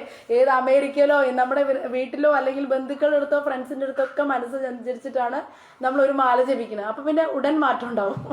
ഇവിടെ അഹല്യാദേവി ജപിച്ച പോലെയാണ് നമ്മൾ ജപിക്കേണ്ടത്. അതുപോലെ അല്ലെങ്കിലും അല്ലെ, ആ തീവ്രത യുഗം മാറ്റിമറിച്ചു എന്നുള്ളതാണ്. ശ്രീരാമന് ദ്വാപര യുഗം കഴിയാൻ ശ്രമിക്കാൻ പറ്റണില്ല. ദ്വാപര കഴിഞ്ഞിട്ട് വേണ്ടേ ത്രേത വരണമെങ്കിൽ. അപ്പൊ എന്ത് വെച്ച് കഴിഞ്ഞാൽ ത്രേതായുഗം ആദ്യം വന്നിട്ട് ദ്വാപര 3-മത്തായി. 28-മത്തെ ചതുർയുഗത്തിൽ മാത്രമാണ് അങ്ങനെ മാറിയത്. അത് ഒരൊറ്റ മാതാജി കാരണം. ആരാണ്? അഹല്യാദേവി ഒരാള് കാരണം ഇത് സംഭവിച്ചു. നമ്മൾ ഒരാൾ വിചാരിച്ചാൽ മതി ലോകം നന്നാവും. ശരിക്കും നമ്മളത് വിചാരിക്കാത്തതുകൊണ്ടാണ് അല്ലെ. ലോകത്തിൽ ഇത്രയും ആപത്ത് വരുന്നുണ്ടെങ്കിൽ ഒരു പരിശുദ്ധരായ ഭക്തര് തീവ്രമായിട്ട് നാമം ജപിച്ചു കഴിഞ്ഞാൽ ആ ലോകത്തിലെ പ്രശ്നങ്ങൾ മാറ്റാൻ പറ്റും. പക്ഷെ നമ്മൾ അതിന് ശ്രമിക്കാറില്ല അല്ലെ. എന്തൊക്കെ ലോകത്ത് ദുരിതങ്ങൾ നടക്കണോ, കൊറോണ അതുപോലെ പല പല പ്രശ്നങ്ങൾ നടക്കണോ, നമുക്ക് തീവ്രമായിട്ട് ജപിക്കാൻ പറ്റുന്നില്ല അല്ലെ. തീവ്രമായി നമ്മൾ ജപിച്ചു കഴിഞ്ഞാൽ അത് സംഭവിച്ചിരിക്കും. സീരിയസ് ആയിട്ട് നന്മയ്ക്ക് വേണ്ടിയിട്ടായിരിക്കണം കേട്ടോ. ഈ ലോകത്ത് നന്മ ഉണ്ടാകാൻ വേണ്ടിയിട്ട് നമ്മൾ ഓരോരുത്തരും, അത് നമ്മൾ അഹല്യാദേവിയിൽ നിന്ന് പഠിക്കേണ്ട പാടാണ്. നമ്മുടെ എല്ലാ പ്രശ്നങ്ങളുടെയും കാരണം നമ്മൾ തന്നെ ഉണ്ടാക്കി വെച്ചിട്ടുള്ളതാണ്. അഹല്യാദേവിയുടെ പ്രശ്നത്തിന് കാരണം അഹല്യാദേവി തന്നെയാണ് അല്ലെ. ശ്രദ്ധിച്ചിരുന്നെങ്കിൽ ഹസ്ബൻഡ് പോയിട്ട് ഇപ്പൊ തന്നെ തിരിച്ചു വരില്ല എന്ന് ബുദ്ധി ഉപയോഗിച്ച് അറിയായിരുന്നു. അത് ആലോചിക്കാൻ നിന്നില്ല അല്ലെ. കുളിക്കാൻ പോയാൽ പെട്ടെന്ന്. അപ്പൊ നമ്മൾ തന്നെ തെറ്റ് ചെയ്തിട്ടാണ് നമുക്കിത് സംഭവിക്കുന്നത്. അപ്പൊ നമ്മുടെ നന്മയ്ക്കും നമ്മുടെ തിന്മയ്ക്കും കാരണക്കാര് നമ്മൾ തന്നെയായിരുന്നു. ഇന്ന് ഈ ജന്മത്തിലായിരിക്കില്ല, നമ്മൾ ഒരുപാട് ജന്മങ്ങൾക്ക് ശേഷമാണ് ഇപ്പൊ ഈ ജന്മം എടുത്തിട്ടുണ്ടാവുക അല്ലെ. ഓരോ ജന്മത്തിൽ ഓരോ നല്ലതും ഓരോ ചീത്തയ്ക്ക് നമ്മൾ ചെയ്തിട്ടുണ്ട്. അതിന്റെ ഫലമായിട്ട് നല്ലതും ചീത്തയും നമ്മളെ തേടിയെത്തും. അത് നമ്മൾ പ്രാർത്ഥിക്കൊന്നും വേണ്ട നല്ലത് വരാനും ചീത്ത വരാനും. അത് കൃത്യമായിട്ട് അല്ലെ. നഷ്ടപ്പെടാൻ സമയമാകുമ്പോൾ കൃത്യമായിട്ട് നഷ്ടത്തിനുള്ള ആൾക്കാർ വന്നു വിടും നമ്മുടെ അടുത്ത്. പൈസ നഷ്ടമാവാൻ അല്ലെ, പൈസ നഷ്ടമാവണം നമുക്ക് വിധി നമ്മുടെ കർമ്മഫലം അനുസരിച്ച് വരികയാണെങ്കിൽ കൃത്യമായിട്ട് അല്ലെ ആ നഷ്ടപ്പെടുത്താൻ പറ്റിയ ആൾക്കാരുമായിട്ട് നമുക്ക് ബന്ധം വരുത്തും ഭഗവാൻ. എന്നാലേ ആ നഷ്ടം വരുള്ളൂ. അതുപോലെ തന്നെ സുഖം വരാൻ നമ്മൾ പ്രത്യേകിച്ച് പ്രാർത്ഥിക്കേണ്ട. ആ സമയമാകുമ്പോൾ നമുക്ക് വരാനുള്ള നന്മയുള്ള ആൾക്കാരും നമ്മുടെ അടുത്ത് തന്നെ വന്നുവിടും അല്ലെ. അപ്പൊ നമുക്ക് ചെയ്യാനുള്ള എന്തതില് ഈ ജപിക്കുക, ഭഗവാന്റെ നാമം ജപിച്ചു കഴിഞ്ഞു കഴിഞ്ഞാ. പക്ഷെ അതിനൊരു വ്യത്യാസമുണ്ട്. ഈ തിന്മ മാറ്റാനും പറ്റും അല്ലെ. വരുന്ന തിന്മകളെ മാറ്റുന്ന ഒരു സൊല്യൂഷൻ അത് കണ്ടത് നമ്മുടെ ഇതില് അഹല്യാദേവിയുടെ ഇതില്. അഹല്യാദേവി കല്ലായി മാറി ശാപം കാരണം. ഇനി രൂപം തിരിച്ചു കിട്ടണമെങ്കിൽ ശ്രീരാമന്റെ പാദം വരുന്ന വേണം. ശ്രീരാമന്റെ പാദം വരണമെങ്കിൽ ശ്രീരാമൻ വരണ്ടേ. ശ്രീരാമൻ അവതരിക്കണമെന്ന് എത്ര ലക്ഷം വർഷം കഴിയണം. ആ അവതരിച്ചിട്ട് വന്നിട്ട് തന്റെ കല്ലിന്റെ മേലെ കാല് വെച്ചാലാണ് അല്ലേ അഹല്യക്ക് മോക്ഷം കിട്ടുള്ളൂ. അപ്പൊ അഹല്യ എന്ത് ചെയ്തു? ആ മോക്ഷം കിട്ടാനായിട്ട് തീവ്രമായിട്ട് നാമം ജപിച്ചു. ഇത് നമുക്ക് കിട്ടിയില്ലേ പോയിന്റ്? നമ്മൾ എന്താ വേണ്ടത്? ആരെയും കുറ്റം പറഞ്ഞിട്ട് കാര്യമില്ല. സത്യത്തിൽ നമ്മളെ ഒരുപാട് പേര് തെറ്റൊക്കെ ചെയ്യണ്ടാവും നമ്മുടെ അടുത്ത്. പക്ഷെ അതൊക്കെ നമ്മൾ തന്നെ ചെയ്തു വെച്ചാണ്. ആയതുകൊണ്ട് നമുക്ക് കുറ്റം പറയാൻ വല്ല യോഗ്യതയുണ്ട്? നമ്മൾ തന്നെ കൊടുത്തല്ലേ കിട്ടണത്. നമ്മൾ ഇപ്പൊ കൊടുത്തിട്ടുണ്ടാവില്ല, ഏതൊക്കെ സമയത്ത് കൊടുത്തു നമുക്ക് ഓർമ്മയില്ല. പക്ഷെ കൃഷ്ണനെ നന്നായിട്ട് അറിയാം അതൊക്കെ. അതുകൊണ്ട് മിണ്ടാതെ. എന്തുകൊണ്ടാണ് ഭഗവാൻ ചിരിച്ചുകൊണ്ടിരിക്കുന്നത്? നമ്മൾ സങ്കടം വന്ന് കരഞ്ഞൊക്കെ പ്രാർത്ഥിക്കുമ്പോൾ ചിരിച്ചുകൊണ്ടിരിക്കുന്നത് എന്തുകൊണ്ട്? നിനക്ക് നിന്റെ ഇപ്പോഴത്തെ മാത്രമല്ലേ ഓർമ്മയുള്ളൂ അല്ലേ, അന്ന് നീ ചെയ്തത് ഞാൻ നന്നായി കണ്ടിട്ടുണ്ട്, ഒന്ന് ക്ഷമയോടെ ഇരിക്കൂ അല്ലേ, അത് അനുഭവിച്ച് സഹിച്ച് മിണ്ടാതിരിക്കൂ. പക്ഷെ ഇതും ഭഗവാൻ മാറ്റും കേട്ടോ, ഈ ട്യൂണ് ഭഗവാൻ മാറ്റും തീവ്രമായി കരയുമ്പോൾ. അതൊരു എക്സാമ്പിൾ ഞാൻ പറഞ്ഞുതരാം. അപ്പൊ നമ്മുടെ തുളസിക്കുട്ടിയാണെങ്കിലും അമ്മ ഒന്ന് വരുമോ എന്ന് ചോദിച്ചു കഴിഞ്ഞാൽ അവിടെ ഇരിക്കും ഇത് കഴിയട്ടെ എന്ന് പറഞ്ഞിട്ട് അല്ലേ, ഈ ക്ലാസ് ഒന്ന് കഴിയട്ടെ എന്നിട്ട് വരാമെന്ന് പറയും. വീണ്ടും 2-3 പ്രാവശ്യം വിളിച്ചാലും എന്താ പറയാ, കുറച്ച് നേരം വെയിറ്റ് ചെയ്ത് കഴിയട്ടെ പറയും. പക്ഷെ തല്ലി കരണ പോലെ കരഞ്ഞു കഴിഞ്ഞാൽ ക്ലാസ് എല്ലാം മൈക്കൊക്കെ ഇവിടെ എടുത്തിട്ട് ഓടും ഇല്ലേ, സത്യല്ലേ? തീവ്രമായിട്ട് നമ്മൾ കരച്ചലിന്റെ ശക്തി കൂടിക്കഴിഞ്ഞാൽ എന്തോ പേടിക്കും നമ്മള്, എന്താ പറ്റിയാവോ വിചാരിച്ചിട്ട് ഇനി ഇതൊക്കെ രണ്ടാമതായി, ഈ എല്ലാ കാര്യങ്ങളും രണ്ടാമത്. ഇതേപോലെ ഭഗവാൻ എല്ലാ കാര്യത്തെയും മാറ്റി വയ്ക്കും ഭഗവാന്റെ അല്ലേ. നമ്മുടെ ഗജേന്ദ്ര മോക്ഷത്തിൽ അതുപോലെ അഹല്യയുടെ കാര്യത്തിലും തന്നെ ഉണ്ടായത്. നമ്മൾ തെറ്റ് ചെയ്തിട്ട് തന്നെ നമ്മൾ അനുഭവിക്കേണ്ട തന്നെയാണ്, ആയിക്കോട്ടെ. എന്നാലും നമ്മൾ തീവ്രമായിട്ടൊരു കുട്ടി കരണ പോലെ ഭഗവാനെ വിളിച്ച് കരഞ്ഞു കഴിഞ്ഞാൽ ആ പ്രശ്നത്തെ ഭഗവാൻ സോൾവ് ചെയ്യും. ഇതാണ് രഹസ്യജ്ഞാനം. രഹസ്യം എന്താന്ന് വെച്ച് കഴിഞ്ഞാൽ നമ്മൾ അനുഭവിക്കേണ്ടതാണ്, നമ്മൾ ചെയ്ത തെറ്റാണ്, ശരി, ഇതിനൊരു സൊല്യൂഷനും ഇല്ല, ശരിയാണ്. ജ്യോത്സ്യന്മാർക്കൊന്നും ചെയ്യാൻ പറ്റില്ല, കാരണം എന്ത് സൊല്യൂഷൻ ഇല്ല. നമ്മൾ കഴിഞ്ഞ ജന്മത്തിൽ ഒരാളെ അടിച്ചു കൊന്നു, ഈ ജന്മത്തിൽ അതേ ആൾ വന്നിട്ട് കൊല്ലാൻ വരികയാണ്. അപ്പൊ നമുക്ക് അതിന് രക്ഷപ്പെടാൻ പറ്റില്ല, കൊന്ന പാപമാണ്. പക്ഷെ രക്ഷപ്പെടാൻ പറ്റുന്നത്, അതാണ് സൊല്യൂഷൻ. അതാണ് എന്താണ്, തീവ്രമായിട്ട് നാമം ജപിക്കുക. അപ്പൊ പ്രശ്നങ്ങളിൽ നിന്ന് രക്ഷപ്പെടാനുള്ള മാർഗമാണ് പറയണത്. അസുഖങ്ങളും മാറും. എന്താണ് നമ്മുടെ ഗുരുവായൂർ ഉണ്ടായിട്ടില്ല, ആരാണ്, ഭട്ടതിരിപ്പാടല്ലേ, മാതാജി ഗുരുവായൂരപ്പന്റെ ആളുകളാണ് കൂടുതൽ അറിയല്ലേ. എന്താണ് വാദം മാറാനായിട്ട്, രോഗം മാറാനും ഭഗവാൻ സഹായിക്കും. വാദം മാറാനായിട്ട് ഭട്ടതിരിപ്പാട് ഭഗവാന്റെ നാമം ജപിച്ചപ്പോ അല്ലെ, നാരായണീയം എഴുതിയത് ഇതൊക്കെ നമ്മുടെ കൺമുന്നിലുള്ള എക്സാമ്പിൾ ആണ് അല്ലേ, മാറിയില്ലേ. അപ്പൊ നമ്മൾക്ക് എന്താ മാതാജി, അതെ അല്ലെ, അസുഖം മാറാം. അതായത് നമ്മൾ അസുഖം മാറാനും ജപിച്ചാൽ മതി, കലിയുഗത്തില് നാമജപം അല്ലെ. അപ്പോ എന്താ ഈ പറഞ്ഞ, നമ്മൾ ഓരോന്നും നമ്മൾ പഠിക്കേണ്ട പാഠങ്ങളാണ് കേട്ടോ. നമ്മള് രാമായണ മാസത്തിൽ നമ്മൾ ഇത്രയും കാര്യങ്ങൾ നമ്മൾ പഠിച്ചിരിക്കണം അല്ലെ. നമ്മുടെ ജീവിതത്തിൽ തിരിച്ച് പ്രാക്ടിക്കലായിട്ട് കൊണ്ടുവരാൻ ശ്രമിച്ചു കഴിഞ്ഞാൽ നമുക്ക് സത്യം പറഞ്ഞ ഒരു ദുഃഖമേ ഇല്ല. ആരെന്ത് ചെയ്താലും അവരോട് ദേഷ്യം വരില്ല. കാരണം ഞാൻ ഇന്നലെ ചെയ്തിരുന്നു അല്ലേ, ആള് ചീത്ത പറയുമ്പോൾ എന്നാ അറിയാം, അയ്യോ പാവം ഞാൻ കൊടുത്തല്ലേ തരേണ്ടത്, അല്ലെങ്കിൽ നമുക്ക് അവരോട് ദേഷ്യം വരില്ല അല്ലെ. 2 അടി കിട്ടിക്കഴിഞ്ഞാൽ നമുക്കറിയാം അതിന് മുമ്പ് എന്തോ കൊടുത്തല്ലോ പാവം അല്ലെ, അത് തിരിച്ചു തരാൻ വന്നാണ് എന്നുള്ള ഓർമ്മ വരുമ്പോൾ നമുക്ക് ശരിക്കും ചിരിയാ വരിക അല്ലെ. ദേഷ്യം വരുന്നതിന് പകരം നമുക്ക് ചിരി വരും. ഇപ്പൊ നമുക്ക് അങ്ങനെയല്ല, ഇപ്പൊ ഇതൊക്കെ പഠിച്ചു കഴിഞ്ഞാൽ നാളെ വേറെ എന്തെങ്കിലും നമ്മളെ കുറിച്ച് വേണ്ടാത്ത പറഞ്ഞാൽ നമുക്ക് ഭയങ്കര ദേഷ്യം വരും അല്ലെ. ഞാൻ ഒരു തെറ്റും ചെയ്തില്ലേ നോക്ക് പറയണതൊക്കെ നമ്മൾ ഭയങ്കരമായിട്ട് പ്രതികരിക്കും. പക്ഷെ ബുദ്ധിയുള്ളവരും ഉയർന്ന ആൾക്കാരും പ്രതികരിക്കാത്ത എന്തുകൊണ്ടാന്ന് എനിക്ക് ഇപ്പോഴാണ് മനസ്സിലായത് അല്ലെ. ആദ്യം നമുക്ക് മനസ്സിലായില്ല, വളരെ ഉയർന്ന ഭക്തര് അല്ലെ, പരിശുദ്ധമായ മനസ്സ് വരുന്നവർ ഒന്നും പ്രതികരിക്കില്ല. കാരണം ഇതെല്ലാം ഞാൻ തന്നെ കൊണ്ടുവന്നിട്ടുള്ള പ്രശ്നങ്ങളാണ്. അതുകൊണ്ട് ഞാൻ തന്നെയാണ് ഇതിന്റെ സൊല്യൂഷൻ കണ്ടെത്തേണ്ടത്. ഇതിന്റെ സൊല്യൂഷൻ എന്താണ്? എന്റെ സൊല്യൂഷൻ പൂർണ്ണ ശരണാഗതി അല്ലെ. ആരോട്? ഭഗവാനോട് പൂർണ്ണ ശരണാഗതി. ശ്രീരാമൻ ചെയ്തതൊക്കെ അനുകരിക്കണം, അതേപോലെ നമ്മുടെ ജീവിതത്തിൽ അനുകരിക്കുക. കൃഷ്ണൻ പറഞ്ഞൊക്കെ അനുസരിക്കുക. കൃഷ്ണന് സറണ്ടർ ആവുക, ശ്രീരാമനെ പോലെ ജീവിക്കുക. അതാണ് ശ്രീരാമൻ ഈശ്വരനാണെങ്കിലും അദ്ദേഹം അത് മറച്ചു വെച്ചിട്ടാണ് വന്നിരിക്കുന്നത്. ഈശ്വരന്റെ രൂപത്തിന് അദ്ദേഹം എന്താ വെച്ചാൽ ഗൂഢ അവതാരമാണ് ഭഗവാന്റെ. ചൈതന്യ മഹാപ്രഭു വന്ന പോലെ. ചൈതന്യ മഹാപ്രഭു ഈശ്വരനാണ്, പക്ഷെ അദ്ദേഹം മറച്ചു അദ്ദേഹത്തിന്റെ ഈശ്വരത്വം, ശ്രീരാമൻ മറച്ച പോലെ. അതുകൊണ്ട് മറച്ചത് കൊണ്ട് അവരെ അനുകരിക്കാനേ പാടുള്ളൂ. അല്ലെ, മനസ്സിലായി? അവരതേപോലെ നമുക്ക് അനുകരിക്കാം. അവരെന്താണോ ചെയ്തത് അതുപോലെ നമ്മുടെ ജീവിതത്തിൽ ചെയ്യാം. അച്ഛന്റെ വാക്ക് അമ്മയുടെ വാക്ക് പാലിക്കാൻ നമ്മൾ ത്യാഗം ചെയ്യാം അല്ലെ. നമ്മുടെ പ്രജകൾക്ക് വേണ്ടി നമുക്ക് ത്യാഗം ചെയ്യാം. ശ്രീരാമൻ ചെയ്ത പോലെയൊക്കെ ചെയ്യാൻ പറ്റും. പക്ഷെ ആരെ അനുസരിക്കണം? കൃഷ്ണ ഭഗവാൻ ഗീതയിൽ പറഞ്ഞൊക്കെ അനുസരിക്കണം. എന്തൊക്കെയാ പറഞ്ഞിരിക്കണേ?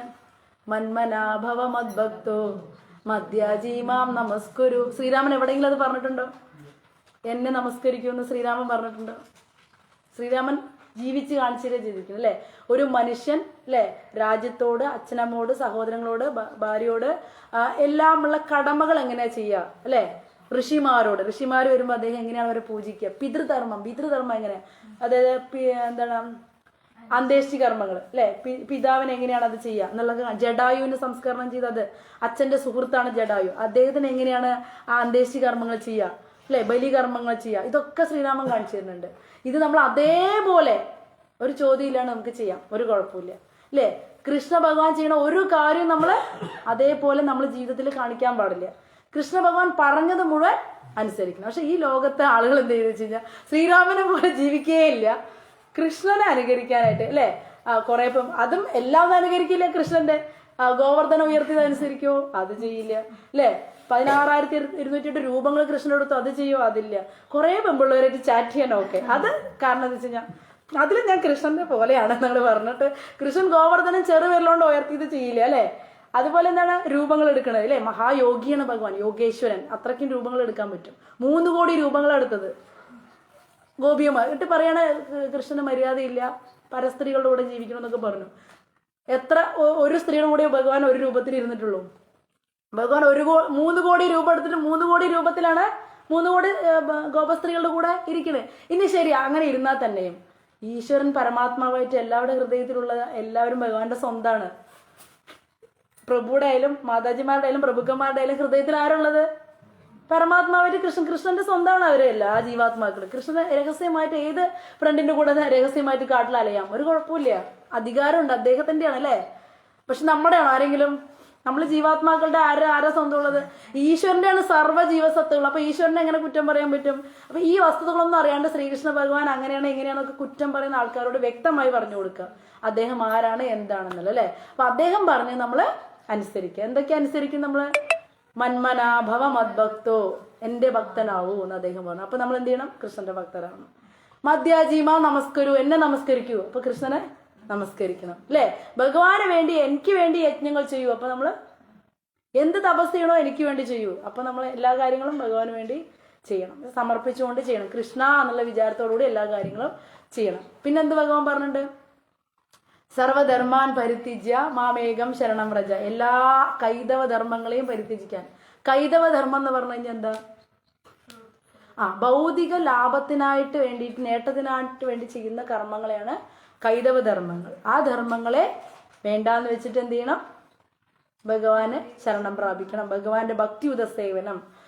അപ്പൊ നമ്മൾ ചോദിക്കും, ഡൗട്ട് ചോദിക്കും, നിങ്ങൾക്ക് ജോലി ചെയ്യണ്ടേ പഠിക്കണ്ടേ ഒക്കെ വേണം. ഇതൊക്കെ സമർപ്പിച്ച് ചെയ്യാവുന്നേ ഉള്ളൂ. കൃഷ്ണ എന്ന് പറഞ്ഞിട്ട് നമ്മുടെ എല്ലാ ജോലിയും ചെയ്യാം. അതാണ് കൃഷ്ണ വിചാരത്തോടു കൂടിയിട്ട് ആ ഭക്തിയുത സേവനം. ഇതിനെ തെറ്റായി ധരിക്കണവര് വിചാരിക്കണം എന്താന്ന് വെച്ച് കഴിഞ്ഞാൽ അപ്പൊ ഇവര് പറയണത് വെറുതെ ഭക്ഷണം കഴിക്കാൻ പറ്റുമോ, ജോലി ചെയ്യാണ്ട് വെറുതെ കൃഷ്ണ കൃഷ്ണ വിളിച്ചാൽ മതിയോ എന്നുള്ള സംശയങ്ങൾ ഉണ്ടാവും ആൾക്കാർക്ക്. അങ്ങനെയല്ല. നമ്മൾ വർണ്ണാശ്രമ ധർമ്മ വ്യവസ്ഥ എന്ന് പറയുന്ന ബ്രാഹ്മണ ക്ഷത്രിയ വൈശ്യ ശൂദ്ര എന്നുള്ള ഡിവൈഡ് ചെയ്തിട്ടുണ്ട്. എങ്ങനെയാ വെച്ച് കഴിഞ്ഞാൽ ഡിവിഷൻ എന്ന് പറഞ്ഞാൽ എങ്ങനെയാ വെച്ചാൽ സ്വഭാവത്തിലാണ് കേട്ടോ ഡിവൈഡ് ചെയ്തിരിക്കുന്നത്. നമ്മൾ അതും കൺഫ്യൂഷൻ ഒന്നും വേണ്ട. ഇതിനൊന്നും നമ്മുടെ ഭാഗവത്തിലോ ഭഗവത്ഗീതയിലോ ഒന്നും കൺഫ്യൂഷൻ ഇല്ല. കറക്റ്റ് ആയിട്ടാ പറഞ്ഞത്. എന്താണ്? ഗുണകർമ്മ വിഭാഗശഃ. ഗുണത്തിന്റെയും കർമ്മത്തിന്റെയും അടിസ്ഥാനത്തിൽ ഓരോരുത്തരും ഓരോ വിഭാഗമായിരിക്കും ആ ജോലി അവർ ചെയ്യുക കൃഷ്ണാർപ്പണമായിട്ട്. ചിലവർ വളരെ സത്വഗുണത്തിലുള്ളവരും അല്ലെ, വളരെ ക്ഷമാശാലികളും വളരെ ശാന്തരും ഒരു കാര്യത്തിലും പ്രതികരിക്കാത്തവരും വളരെ നന്മയുള്ളവരായിരിക്കും. അവരെന്ത് ചെയ്യണം? അവരാണ് ബ്രാഹ്മണ. അവർ വേദങ്ങൾ പഠിക്കാനും പൂജ ചെയ്യാനും ഭയങ്കര താല്പര്യമുള്ളവരായിരിക്കും. അവരെന്താ പറയാ? ബ്രാഹ്മണ. അവർ ആ കർത്തവ്യ ചെയ്യേണ്ടത്. ഭഗവാനെ പൂജിക്കുക, നിവേദ്യം ചെയ്യുക, ആളുകളെ ഭാഗവതം ഭഗവത്ഗീത പറഞ്ഞു പഠിപ്പിക്കുക. ഇതൊക്കെ ബ്രാഹ്മണരുടെ കർത്തവ്യമാണ്. അടുത്ത ഡ്യൂട്ടി ആരാണോ വളരെ ശൗര്യ പരാക്രമികൾ, വളരെ തേജസ്വികളായിരിക്കും. ക്ഷത്രിയരെ ഒരു ബ്രാഹ്മണരെ പോലെയല്ല, ഒരു പാവങ്ങളായിരിക്കില്ല.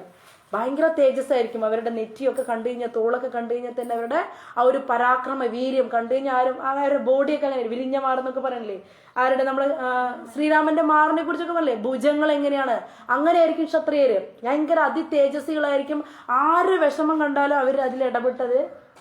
നമ്മൾ എത്ര തടുത്താലും ഈ ക്ഷത്രിയ സ്വഭാവമുള്ളവർ മറ്റുള്ളവരുടെ നന്മയ്ക്ക് വേണ്ടി പ്രവർത്തിക്കും. അതാണ് ഒറിജിനൽ ക്ഷത്രിയർ കേട്ടാ. ക്ഷത്രിയ എന്ന് പറഞ്ഞുകൊണ്ട് കാര്യമില്ല. ഒരു വിഷമം കണ്ടു കഴിഞ്ഞാൽ, ആരെങ്കിലും വേദന കണ്ടു കഴിഞ്ഞാൽ ഈ ക്ഷത്രിയർക്ക് അത് കണ്ടു നിൽക്കാൻ പറ്റില്ല. അവർ പ്രതികരിച്ച് അതിന് വേണ്ടിയിട്ട് അത് കാര്യങ്ങൾ ചെയ്യും. അവരുടെ പറയുന്ന പേരാണ് ക്ഷത്രിയ. പിന്നെ വൈശ്യന്മാരുടെ സ്വഭാവം തരും. ഇതിലൊന്നും പെടില്ല അവര്.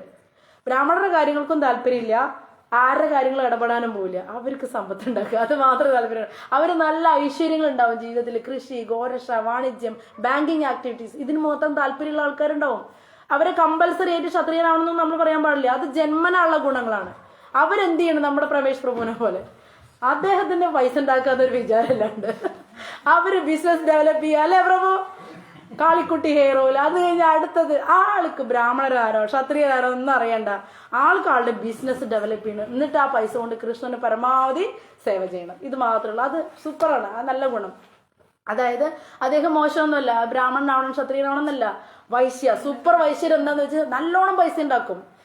കൃഷി ഗോരക്ഷ ചെയ്യും, ബിസിനസ് നന്നായി ഡെവലപ്പ് ചെയ്യും. അവരെടുത്ത ഒരാൾക്ക് പോയി കടം ചോദിച്ചാൽ നമുക്ക് കിട്ടും. ധൈര്യമായിട്ട് വൈശ്യരാവുക. എങ്ങനെ? നല്ല വൈശ്യരാവുക. അത് എല്ലാവരും ആവണമെന്നില്ല, അവരവരുടെ ഗുണമാണത്. അടുത്ത ശൂദ്ര പറഞ്ഞ ഇതൊന്നും ഏറ്റെടുത്ത് നടത്താൻ ആർക്കും ഇഷ്ടമില്ലാത്ത കുറെ പാർട്ടികളുണ്ട്. എനിക്ക് ആ കാര്യങ്ങളും ബ്രാഹ്മണരുടെ ഇതൊക്കെ വലിയ കാര്യം, അതൊന്നും ചെയ്യാൻ വയ്യ. ക്ഷത്രിയ റൈഷു അതിൻ്റെ ഇടയിൽ യുദ്ധത്തിനൊന്നും എന്നെ കൊണ്ട് പറ്റില്ല. ഇനി ഏറ്റെടുത്ത് ഈ പണികൾ ചെയ്യാൻ പറ്റുമോ? കൃഷി അതും ചെയ്യാൻ പറ്റും. ഇവരൊക്കെ വേണമെങ്കിൽ ഹെൽപ്പ് ചെയ്യാൻ ഞാൻ. അങ്ങനെ സ്വഭാവമുള്ളവരുണ്ട്. ചിലർ നമ്മളിൽ അങ്ങനത്തെ സ്വഭാവക്കാരില്ലേ, ഇതൊന്നും ഉത്തരവാദിത്തം, അയ്യോ സെന്ററൊക്കെ നടത്താൻ പറഞ്ഞൊരു പണിയാണ് മാതാജി, അതൊന്നും എന്നെ കൊണ്ട് ചെയ്യാൻ പറ്റില്ല, എന്തെങ്കിലും സേവ തരൂ ഞാൻ ചെയ്യാം, അങ്ങനെ പറയില്ലേ എല്ലാവരും അല്ലേ? അതൊക്കെ വലിയ പുലിവാലാണ്, അതിന്റെ പിന്നാലെ പോവാല്ലേ, അതിന്റെ പ്ലാൻ ചെയ്യുക, അതൊക്കെ ബുദ്ധിമുട്ടാണ്. പക്ഷെ എനിക്കൊരു സേവ തന്നെ ഞാൻ വൃത്തിയായി ചെയ്യാം. ഇവരാണ് ശൂദ്ര. അവർക്ക് ഏറ്റെടുത്ത ഒരു കാര്യം ചെയ്യാനായിട്ടുള്ള മനസ്സില്ല, താല്പര്യമില്ല. പക്ഷെ അവർ സേവ ചെയ്യാൻ ഭയങ്കര താല്പര്യമാണ്. അപ്പൊ അവരെയാണ് നമ്മൾ ശൂദ്ര എന്ന് പറയുന്നത് അല്ലേ? അപ്പൊ ഈ സ്വഭാവം നാലും ഈ സമൂഹത്തിൽ വളരെ അത്യാവശ്യമാണ്. നമ്മളൊക്കെ ശൂദ്ര കാറ്റഗറിയാണ്. നമ്മളെന്താ മുകളിലുള്ളവർ പറഞ്ഞത് അല്ലെ, അനുസരിച്ച് ജീവിക്കുന്നവർ. അപ്പോൾ ഈ 4 കൂട്ടർ എന്ത് ചെയ്യണം എന്ന് വെച്ച് കഴിഞ്ഞാൽ, ഈ ജോലി ഒഴിവാക്കാനാണോ പറഞ്ഞത്?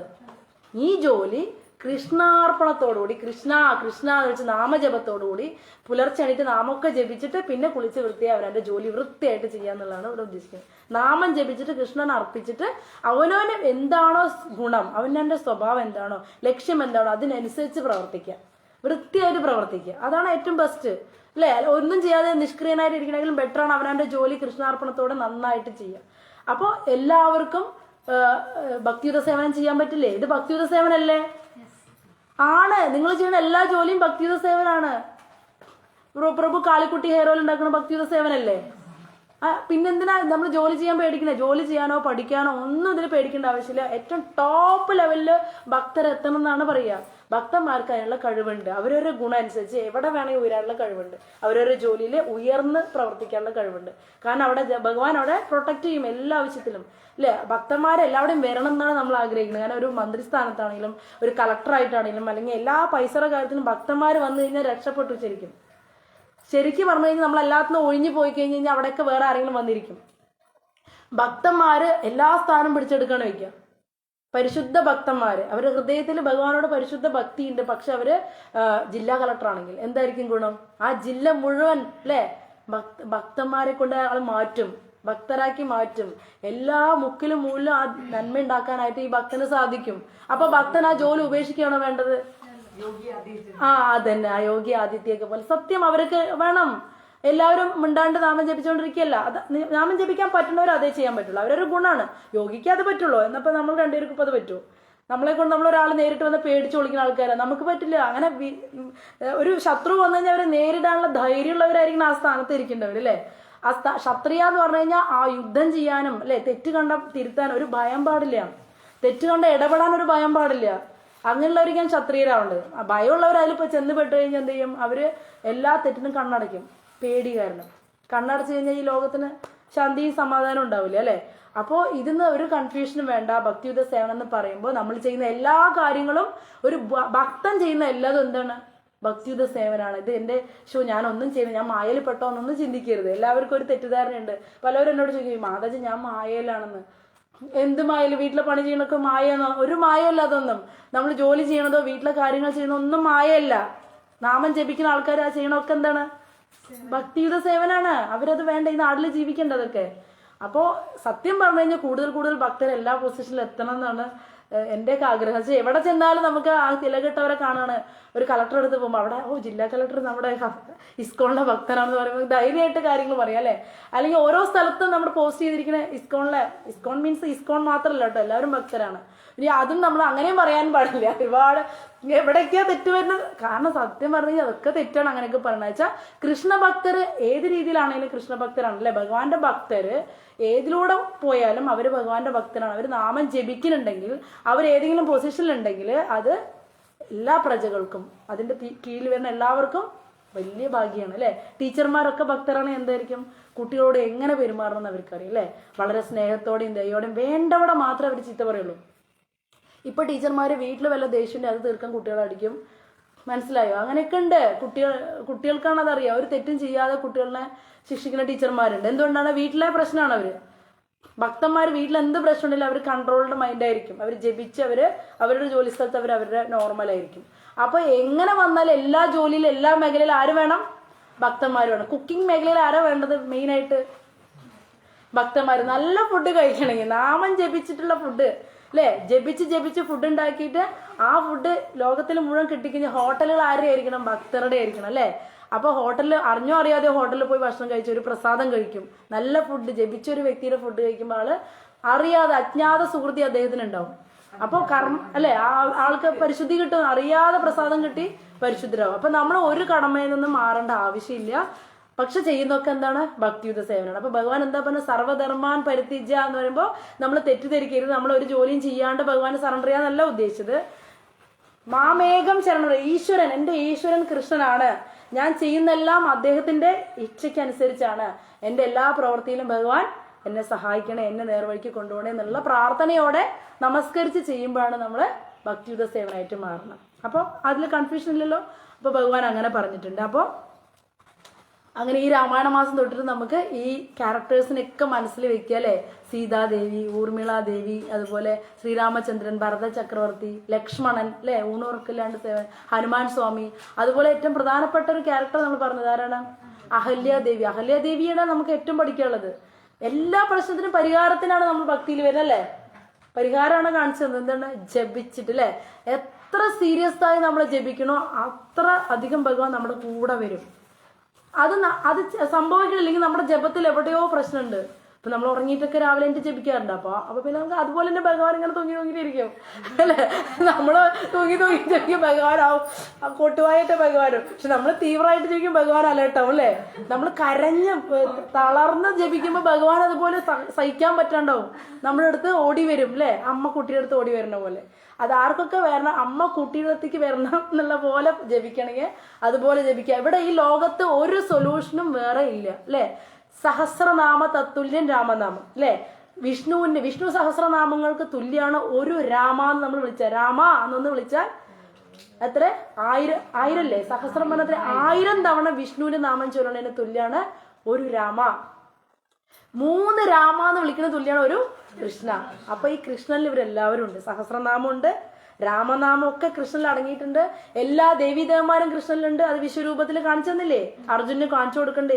ഞാൻ തന്നെയാണ് എല്ലാം ഇന്ന് ഭഗവാൻ കാണിച്ചു കൊടുക്കണ്ട. അതിൽ ആര്? ശിവനുണ്ട്, പാർവതി ഉണ്ട് അല്ലെ, ഗണപതി, സരസ്വതി, കംപ്ലീറ്റ് വിഷ്ണുമൂർത്തിമാര്. എത്ര തവണയാണ് ഭഗവാൻ? എന്നിട്ട് നമുക്കൊരു സംശയമാണ്, ആ ഒരു അമ്പലത്തിൽ പോയി ഇനിയിപ്പോൾ വിഷമാകും അവർക്ക്. അതെന്താ നമുക്ക് തോന്നുന്നത്? നമുക്കിത് അറിയാത്തതുകൊണ്ടാണ്. അവരാരാണ് നമ്മൾ അറിഞ്ഞത്? നമുക്കൊരു വിഷമമില്ല. കാരണം എല്ലാം നമുക്ക് മനസ്സിലായി.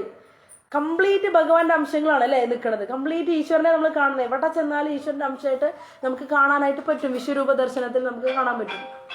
അപ്പോൾ അങ്ങനെ കാണുമ്പോൾ നമുക്ക് യാതൊരു ഭയവും ഇല്ലാണ്ട് അപ്പൊ കൃഷ്ണ ധൈര്യമായിട്ട്.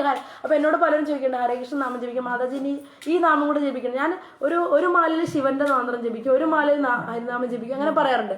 ഇതിന്റെ കൺഫ്യൂഷന്റെ ആവശ്യമില്ല. ശിവനും ആരിലുണ്ട്? ശിവൻ ഗുണാവതാരമായിട്ട് 3ആയിട്ട് പിരിഞ്ഞത് ഭഗവാൻ തന്നെയാണ്. വിഷ്ണു തന്നെയാണ്. സൃഷ്ടിക്ക് വേണ്ടിയിട്ട് ബ്രഹ്മാവായിട്ടും, സ്ഥിതിക്ക് വിഷ്ണുവായിട്ടും, കാരണോദകശായ വിഷ്ണുവിൽ നിന്ന് തന്നെ. പിന്നെ സംഹാരത്തിനായിട്ട് ശിവനായിട്ടും അവതരിച്ചത് ആരാണ്? വിഷ്ണു തന്നെയാണ്. അദ്ദേഹത്തിന് തന്നെയാണ് ഈ 3 രൂപമാണ്, ഇത് 3 നമുക്ക് പിന്നെ എന്താ അവിടെ കൺഫ്യൂഷൻ? ശിവൻ വേറെ ഒന്നുമല്ല, വിഷ്ണുവിന്റെ തന്നെ അംശമാണ്. അപ്പൊ നമ്മൾ ഈ കൃഷ്ണന്റെ നാമം ജപിക്കുമ്പോൾ അതിൽ ശിവനുണ്ട്. വൈഷ്ണവാനം യഥാ ശംഭു. നമുക്കൊരു ഭയമാണ് അതില്ല ഇല്ല എന്നുള്ളതൊക്കെ. ഭയപ്പെടുന്നവരെ കാര്യം പറഞ്ഞു കേട്ടോ. ഇസ്കോളിൽ വന്നിട്ട് ഭയമുള്ളവരെ, അതായത് കൃഷ്ണഭക്തിയിൽ വന്നിട്ടും ആ നാമം വേണോ ഈ നാമം വേണോ എന്ന കൺഫ്യൂഷൻ ഉള്ളവർക്ക് വേണ്ട പറയണം. അത് വരാത്തവർക്ക് പതുക്കെ അവർ വരട്ടെ. അവർ ജപിച്ച് പ്യൂരിഫൈ ആകുമ്പോൾ നമ്മുടെ കൃഷ്ണഭക്തിയിലേക്ക് വരും. പക്ഷെ വന്നിട്ട് നമുക്ക് സംശയം വേണ്ട. കാരണം രാധാറാണി എന്ന് പറഞ്ഞു കഴിഞ്ഞാൽ പാർവതി മാതാവ് ഒക്കെ ഉൽപ്പത്തി ആരാണ്? രാധാദേവി. അപ്പൊ പാർവതി മാതാവ് രാധയിൽ നമുക്ക് കാണാൻ പറ്റും. കംപ്ലീറ്റ് ലക്ഷ്മിമാര് രാധാറാണിയിൽ നിന്ന് ഉണ്ടായിക്കണത്. എല്ലാ ദേവികളും മുഴുവൻ രാധാറാണിയിൽ നിന്ന് ഉണ്ടായിക്കണത്. പാർവതി മാതാ രാധാറാണിയുടെ തന്നെ അംശാവതാരാണ്. മനസ്സിലായി?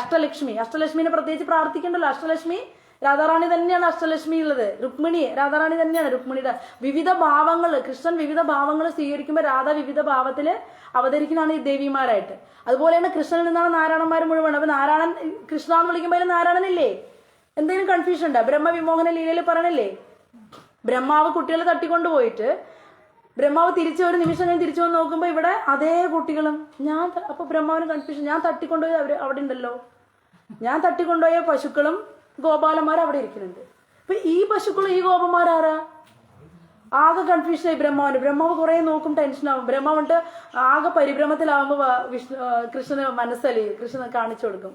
കംപ്ലീറ്റ് വിഷ്ണു രൂപങ്ങളാണ് കാണുന്നത് അല്ലെ. ശംഖചക്ര ഗദാപത്മധാരിയായിട്ട് ആ നീല നിറത്തില് അല്ലെ, കിരീടവും വളകളും ആയിട്ട് എന്താ വർണ്ണിക്കണറിയോ? ബ്രഹ്മവിമാന ലീല വായിച്ചു നമുക്ക് അരഞ്ഞു പോകും. വിഷ്ണുമൂർത്തികളെ വർണ്ണിക്കാണ്. കംപ്ലീറ്റ് പശുക്കളും പശുക്കിടാങ്ങളും ഈ ഗോപപാലന്മാരും മുഴുവൻ വിഷ്ണുമൂർത്തികളായിട്ട് ആരും മുന്നിൽ നിൽക്കും? ബ്രഹ്മാവിന്റെ മുന്നിൽ. ഇപ്പൊ ബ്രഹ്മാവിന് മനസ്സിലായത് മുഴുവൻ കൃഷ്ണൻ വിഷ്ണു രൂപം എടുത്തിരിക്കുകയാണ്. അപ്പൊ കൃഷ്ണനിൽ നിന്നാണ് ഈ നാരായണന്മാര് മുഴുവൻ ഉണ്ടായിരിക്കുന്നത്. അപ്പൊ നമുക്ക് കൺഫ്യൂഷൻ ഇല്ല. കൃഷ്ണ എന്ന് വിളിക്കുമ്പോൾ ഒരു ഭയവും വേണ്ട. അതില് വിഷ്ണു ഉണ്ട്, ശിവനുണ്ട്, ബ്രഹ്മാവുണ്ട്, എല്ലാവരും ഉണ്ട്. രാധ എന്ന് വിളിക്കുമ്പോൾ അതിൽ ലക്ഷ്മിമാരൊക്കെ ഉണ്ട് അല്ലെ, രുക്മിണി ഉണ്ട്, സത്യഭാമി ഉണ്ട്, എല്ലാവരും ഉണ്ട്. പിന്നെ ആരാ? പാർവതി ദേവി. നമ്മുടെ ഒരു വലിയ ഭക്തിയാണ്, ശിവപാർവതിമാരുടെ ഭക്തരാണ് കേരളത്തിൽ പൊതുവെ, ഇന്ത്യയിൽ തന്നെ അല്ലെ. അപ്പൊ ശിവനും പാർവതിയും തന്നെയാണ് ഇവരിൽ നിന്നാണ് ശിവനും പാർവതിയൊക്കെ ഉണ്ടായിരിക്കണം അല്ലെ. വ്യത്യാസമില്ല എന്ന് പറഞ്ഞു കഴിഞ്ഞാൽ അംശ അവതാരങ്ങളാണ്. പൂർണ്ണ പുരുഷൻ എന്ന് പറഞ്ഞ കൃഷ്ണനാണ്. അദ്ദേഹത്തിൽ നിന്നുള്ള വിസ്തരണങ്ങൾ അംശ അവതാരങ്ങളാണ് ഈ ശിവനും പാർവതിയും ഒക്കെ ആയിട്ട് വരുന്നത്. അപ്പൊ നമ്മൾ കൃഷ്ണ എന്ന് വിളിക്കുമ്പോൾ ഇവരെല്ലാവരുടെയും അവിടെ നിന്ന് വന്നുള്ളതായതുകൊണ്ട് ഇവർക്ക് എല്ലാവർക്കും ഒരുമിച്ചാണ് കിട്ടുന്നത് നമ്മൾ കൃഷ്ണ എന്ന് വിളിക്കുമ്പോൾ. അതുകൊണ്ട് ധൈര്യമായിട്ട് നമ്മൾ ഏത് മന്ത്രം ജപിക്കാം. ഇനി ശ്രീരാമന്റെ സമയമല്ലേ ഇതെന്ന് പറഞ്ഞിട്ട് അതിൽ രാമനുണ്ട്, കൃഷ്ണനല്ല. അതുകൊണ്ട് കൃഷ്ണ എന്ന് വിളിച്ചുകൊണ്ട് ഒരു കുഴപ്പമില്ല. ഹരേ കൃഷ്ണ കൃഷ്ണ കൃഷ്ണ ഹരേ ഹരേ, ഹരേ രാമ രാമ രാമ ഹരേ ഹരേ അല്ലെ. അതിൽ രാമനുണ്ട്, കൃഷ്ണനില്. 3 രാമനാമം ചെല്ലുക, ഒരു കൃഷ്ണൻ. അപ്പൊ കൃഷ്ണ വിളിക്കുമ്പോൾ അതിന്റെ അർത്ഥം എന്താ? നമ്മൾ 3 രാമനാമം ജപിച്ചു എന്നല്ലേ. അപ്പൊ ഇവര് പറഞ്ഞത് നമ്മൾ വിശ്വസിക്കണ്ടേ? ഭഗവാനും ഭക്തന്മാരും പറഞ്ഞത് എന്താണ്? സഹസ്രനാമ തത്തുല്യം രാമനാമം. അപ്പൊ രാമ എന്ന് വിളിക്കുമ്പോൾ നമുക്ക് ഉറപ്പുണ്ടാവണത് ഞാൻ സഹസ്രനാമം ജപിച്ചു എന്ന്. അതാണ് വിശ്വാസം നമ്മുടെ അല്ലെ. കൃഷ്ണ എന്ന് വിളിക്കുമ്പോൾ നമുക്ക് വിശ്വാസം ഉണ്ടാവണം അവിടെ ഞാൻ 3 രാമനെ വിളിച്ചേക്കണെന്ന്. അപ്പൊ പിന്നെ അവിടെ എന്താ കൺഫ്യൂഷൻ വിഷമോ? ഞാൻ രാമനെ വിളിച്ചില്ലല്ലോ, അത് രാമനെ വിളിച്ചില്ലല്ലോ എന്ന് ആർക്കാ തോന്നുന്നത്? കൃഷ്ണന്റെ നാമം ജപിച്ച 3 രാമനാമാന്ന് ഉറപ്പില്ലാത്തവർക്കാണ് ഞാൻ രാമനെ വിളിച്ചിട്ടില്ല എന്ന് തോന്നുന്നത് അല്ലെ. നമ്മൾ എത്ര പ്രാവശ്യം വിളിച്ചപ്പോ 108 തവണ കൃഷ്ണ വിളിക്കുമ്പോൾ എത്ര പ്രാവശ്യം × 3 അല്ലെ, അത്രയും തവണ രാമനെയാണ് വിളിച്ചിരിക്കുന്നത്. അപ്പൊ പിന്നെ നമുക്ക് ഒരു കൺഫ്യൂഷൻ ഇല്ലാണ്ട് അഹല്യാദേവി പോലെ ചെയ്തില്ലെങ്കിലും നമ്മൾ തീവ്രമായിട്ട് നാമം ജപിക്കുക. രാവിലെ എന്റെ ഇപ്പൊ നമ്മൾ അതിന് വേണ്ടി നമ്മളുടെ കുറവുകൾ നികത്താനായിട്ട്, നമ്മുടെ ജപം കൂട്ടാനായിട്ട് രാവിലെ 4 മണി തൊട്ട് 6 മണി വരെ ഗൂഗിൾ മീറ്റ് സ്റ്റാർട്ട് ചെയ്തിട്ടുണ്ട്. 2 പേര് അതിൽ കയറണുള്ളൂ. അപ്പോൾ എല്ലാവരും അതിൽ കയറുകയാണെങ്കിൽ ഇത് നമ്മുടെ സ്മിത സുനിലില്ലേ കൊല്ലത്തെ, ആ മാതാജിയാണ് എന്നോട് മാതാജി ഒന്ന് ഗൂഗിൾ മീറ്റ് സ്റ്റാർട്ട് ചെയ്യുമെന്ന് പറഞ്ഞു. ഞാൻ ആദ്യം ചെയ്തത് അവള് വിളിച്ച് പറഞ്ഞിട്ടാണ് ഞാൻ അത് തുടങ്ങിയത്. മൂപ്പര് കയറുന്നില്ല, ബാക്കി ഞങ്ങൾ ജപിക്കുന്നുണ്ട്. അപ്പൊ ഞാൻ വിളിച്ചു വെച്ച് പറഞ്ഞു മാതാജി വെയിറ്റ് ചെയ്യും, ഞാൻ കയറാന്ന്. നമ്മളെ നന്നാക്കാനായിട്ട് ഭഗവാൻ അവളുടെ നാവില് അല്ലെ, ആ കുട്ടിയുടെ നാവില് ഇത് ചെയ്യാനായിട്ട് പ്രേരിപ്പിച്ചു സത്യം. അപ്പൊ ഞങ്ങളിപ്പോ 4 മണി കറക്റ്റ് എണീറ്റിട്ട് 4 to 6 16 മാല കൃത്യമായിട്ട് ഗൂഗിൾ മീറ്റിൽ ജപിക്കുന്നുണ്ട്. ഈവനിങ് 3 to 5 16 മാല, അപ്പൊ 32 മാല പ്ലസ് ഫേസ്ബുക്കിൽ ഒരു 8 മാല ജപിക്കുന്നുണ്ട്. അപ്പൊ 40 മാല ഒരു ദിവസം ജപിക്കാനുള്ള പ്ലാനിങ് ആണ്. ശ്രമിച്ചു 2-3 ദിവസം ചെയ്തു. ചിലപ്പോൾ വീഴ്ച വരാറുണ്ട്, ചിലപ്പോൾ 24 കുറയും, ചിലപ്പോൾ 40 കൂടും, ചിലപ്പോൾ 24 ആവും. എന്തായാലും 24 കുറയണില്ല, അതൊരു മഹാഭാഗ്യമാണ്. ഈ ഒരു സ്മിത സുനിൽ കാരണം കേട്ടോ, സത്യം പറഞ്ഞ അവള് കാരണമാണ് ഈ സംഭവം ഉണ്ടായത്. ആ കുട്ടി ജപിച്ചോ ജപിച്ചില്ലേ എന്നല്ല, ആ കുട്ടി പറഞ്ഞതിന് ശേഷമാണ് ഞാൻ ഇത് തുടങ്ങി. അവള് പറഞ്ഞത് തുടങ്ങിയതിന് ശേഷം എന്റെ മാലയിൽ 24 കുറഞ്ഞിട്ടില്ല. എത്ര ദിവസമായിട്ട് 10 ദിവസമായിട്ട് 24 കുറയണേ ഇല്ല. അല്ലെങ്കിൽ 16 പിന്നെ 20 നിർത്തും. പിന്നെ ചിലപ്പോൾ 40, ചിലപ്പോൾ 32 ആവാറുണ്ട്. അപ്പൊ നമുക്ക് മാക്സിമം നമ്മളെല്ലാവരും 40 മാല ഒരു ദിവസം ചെയ്യാനായിട്ട് ശ്രമിക്കുക. രാവിലെ 4 to 6 നമ്മുടെ സെയിം ഗൂഗിൾ മീറ്റ് ആണ്. ഉച്ചയ്ക്കുള്ള ഗൂഗിൾ മീറ്റ് അതേ സെയിം അഡ്രസ്സിൽ ആർക്കും വേണമെങ്കിൽ കയറാം. പ്രഭുക്കന്മാർക്കും മാതാജിമാർക്കും കയറാം. കമ്പൽസറി ആയിട്ട് ജപിച്ചിരിക്കും നമ്മൾ. എന്താണെന്നറിയോ? നാണക്കേട് കൊണ്ട് കൂടെ മറ്റുള്ളവർ കാണല്ലേ. ഞാൻ ഉറക്കം വരുന്നുണ്ട്, അപ്പോഴേക്കും ഞാൻ സാവിത്രി മാതിരി മംഗളമാതിരി ആലോചിക്കും. അവര് മാതാജി ഉറങ്ങണ കാണില്ലേ കൊണ്ട് ഞാൻ എൻ്റെ ഇരുന്ന് ജപിക്കും. അപ്പോഴേക്കും കുറച്ച് കഴിഞ്ഞ് ഇങ്ങനെ തൂങ്ങും. അപ്പോഴേക്കും ഇങ്ങനെ അലേർട്ടാവും. നമ്മൾ അലേർട്ടാവും ഓട്ടോമാറ്റിക്കലി. നമ്മുടെ കൂടെ നമ്മുടെ ഭക്തന്മാരുണ്ടാവണ കാരണം നമ്മൾ ജപിച്ചേ അടങ്ങുള്ളൂ. 16 മാല ചെയ്തിരിക്കും. ഉച്ചയ്ക്ക് ഇനിയിപ്പോൾ രാവിലെ എണീക്കാൻ മടിയുള്ളവർക്ക് വേണ്ടണം ഉച്ചയ്ക്ക് ശേഷം 3 മണി തൊട്ട് 5 മണി വരെ. അത് ജോലിക്കാർക്കൊന്നും ആ സമയം പറ്റില്ല. 3 to 5 ഇതേ ഗൂഗിൾ മീറ്റിൽ തന്നെ 16 മാല ജപിക്കുന്നുണ്ട്. എല്ലാവരും ഉണ്ടായാലേ നമുക്ക് നല്ലത്. എന്താ വെച്ച് കഴിഞ്ഞാൽ എല്ലാവർക്കും വേണ്ടി നമ്മൾ മറ്റുള്ളവരെല്ലാം നന്നാവുക, ഈ നടത്തുന്ന ആള് നന്നാവും. എന്താണെന്ന് വെച്ച് കഴിഞ്ഞാൽ എല്ലാവർക്കും വേണ്ടി നമ്മൾ സീരിയസ് ആയി ജപിക്കും. കാരണം അവർ പ്രതീക്ഷിച്ചുകൊണ്ടല്ലേ ജപത്തിൽ കയറുന്ന വെച്ചാൽ നമ്മളൊന്ന് അലേർട്ടാവും, നമ്മൾ വൃത്തിയായി ജപിക്കും. അപ്പൊ നമ്മുടെ നന്മയ്ക്കാണ് നമ്മൾ തുടങ്ങണമെങ്കിൽ എല്ലാവർക്കും അത് നന്മയായി മാറും. അപ്പൊ ഇത് പറ്റുന്നവരൊക്കെ യൂസ് ചെയ്യുക. ഗൂഗിൾ മീറ്റിൽ 16 മാല മിനിമം ജപിക്കുക. ഫേസ്ബുക്കിൽ വെച്ച് കഴിഞ്ഞാൽ ഇതിൽ വരാത്ത കുറെ ആൾക്കാരുണ്ട്. ഫേസ്ബുക്കിൽ തന്നെ വരും. അവരത് നമ്മൾ അറിയിക്കുകയേ വേണ്ട. വെറുതെ ഫേസ്ബുക്കിൽ ലൈവ് ഇട്ട് കഴിഞ്ഞാൽ 5-10 പേര് വെറുതെ കയറി എവിടെ നിന്നൊക്കെ ആരെങ്കിലും കയറി ജപിക്കും. അപ്പോൾ അവർക്ക് കൂടെ ഉപകാരം കിട്ടും. ഈ 8 മാല നമ്മൾ ഫേസ്ബുക്കിൽ ജപിച്ച്. ഗൂഗിൾ മീറ്റിൽ നമ്മുടെ ഫ്രണ്ട്സ് മാത്രമേ വരുള്ളൂ. ഫേസ്ബുക്കിൽ ഒരു പരിചയമില്ലാത്തവർ വന്ന് ജപിച്ചോളും. അപ്പോൾ അങ്ങനെ ഒരു 8 മാല ജപിക്കുന്നുണ്ട് 11 മണിക്ക്. ജോലിക്കാർക്ക് രാവിലത്തെയാണ് ഏറ്റവും നല്ലത്. അമ്മമാർക്ക് ഉച്ചയ്ക്ക് ശേഷം 3, 8, 5 ഓക്കെയാണ്. ഫേസ്ബുക്ക് 11 ജോലിക്കാർക്ക് പറ്റില്ല.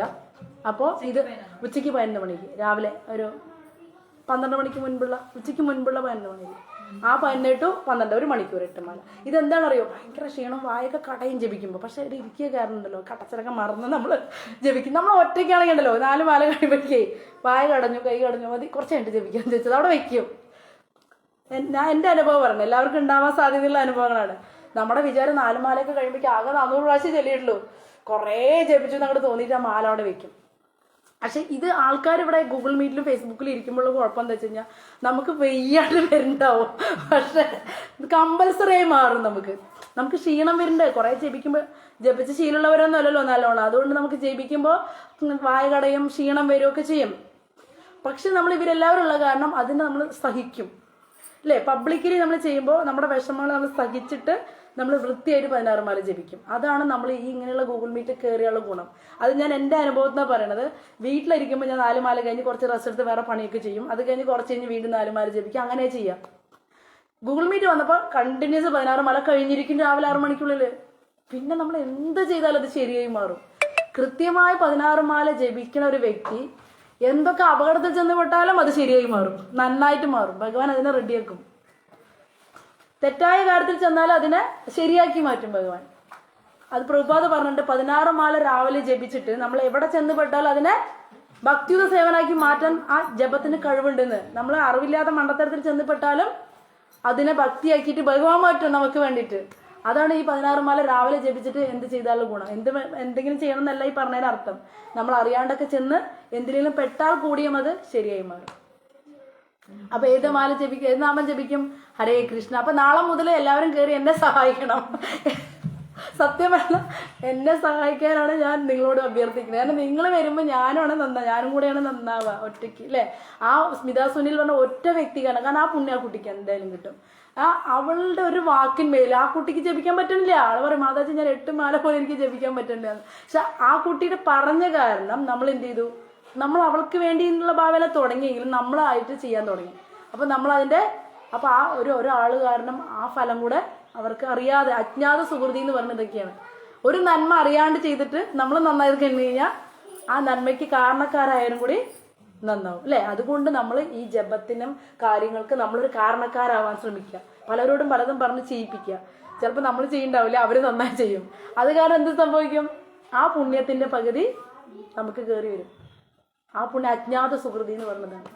നമുക്കറിയാതെ നന്മ കയറി വരും, മറ്റുള്ളവർക്ക് നന്മ ഉണ്ടാക്കും. അപ്പോൾ സമയം കഴിഞ്ഞു. ഹരേ കൃഷ്ണ.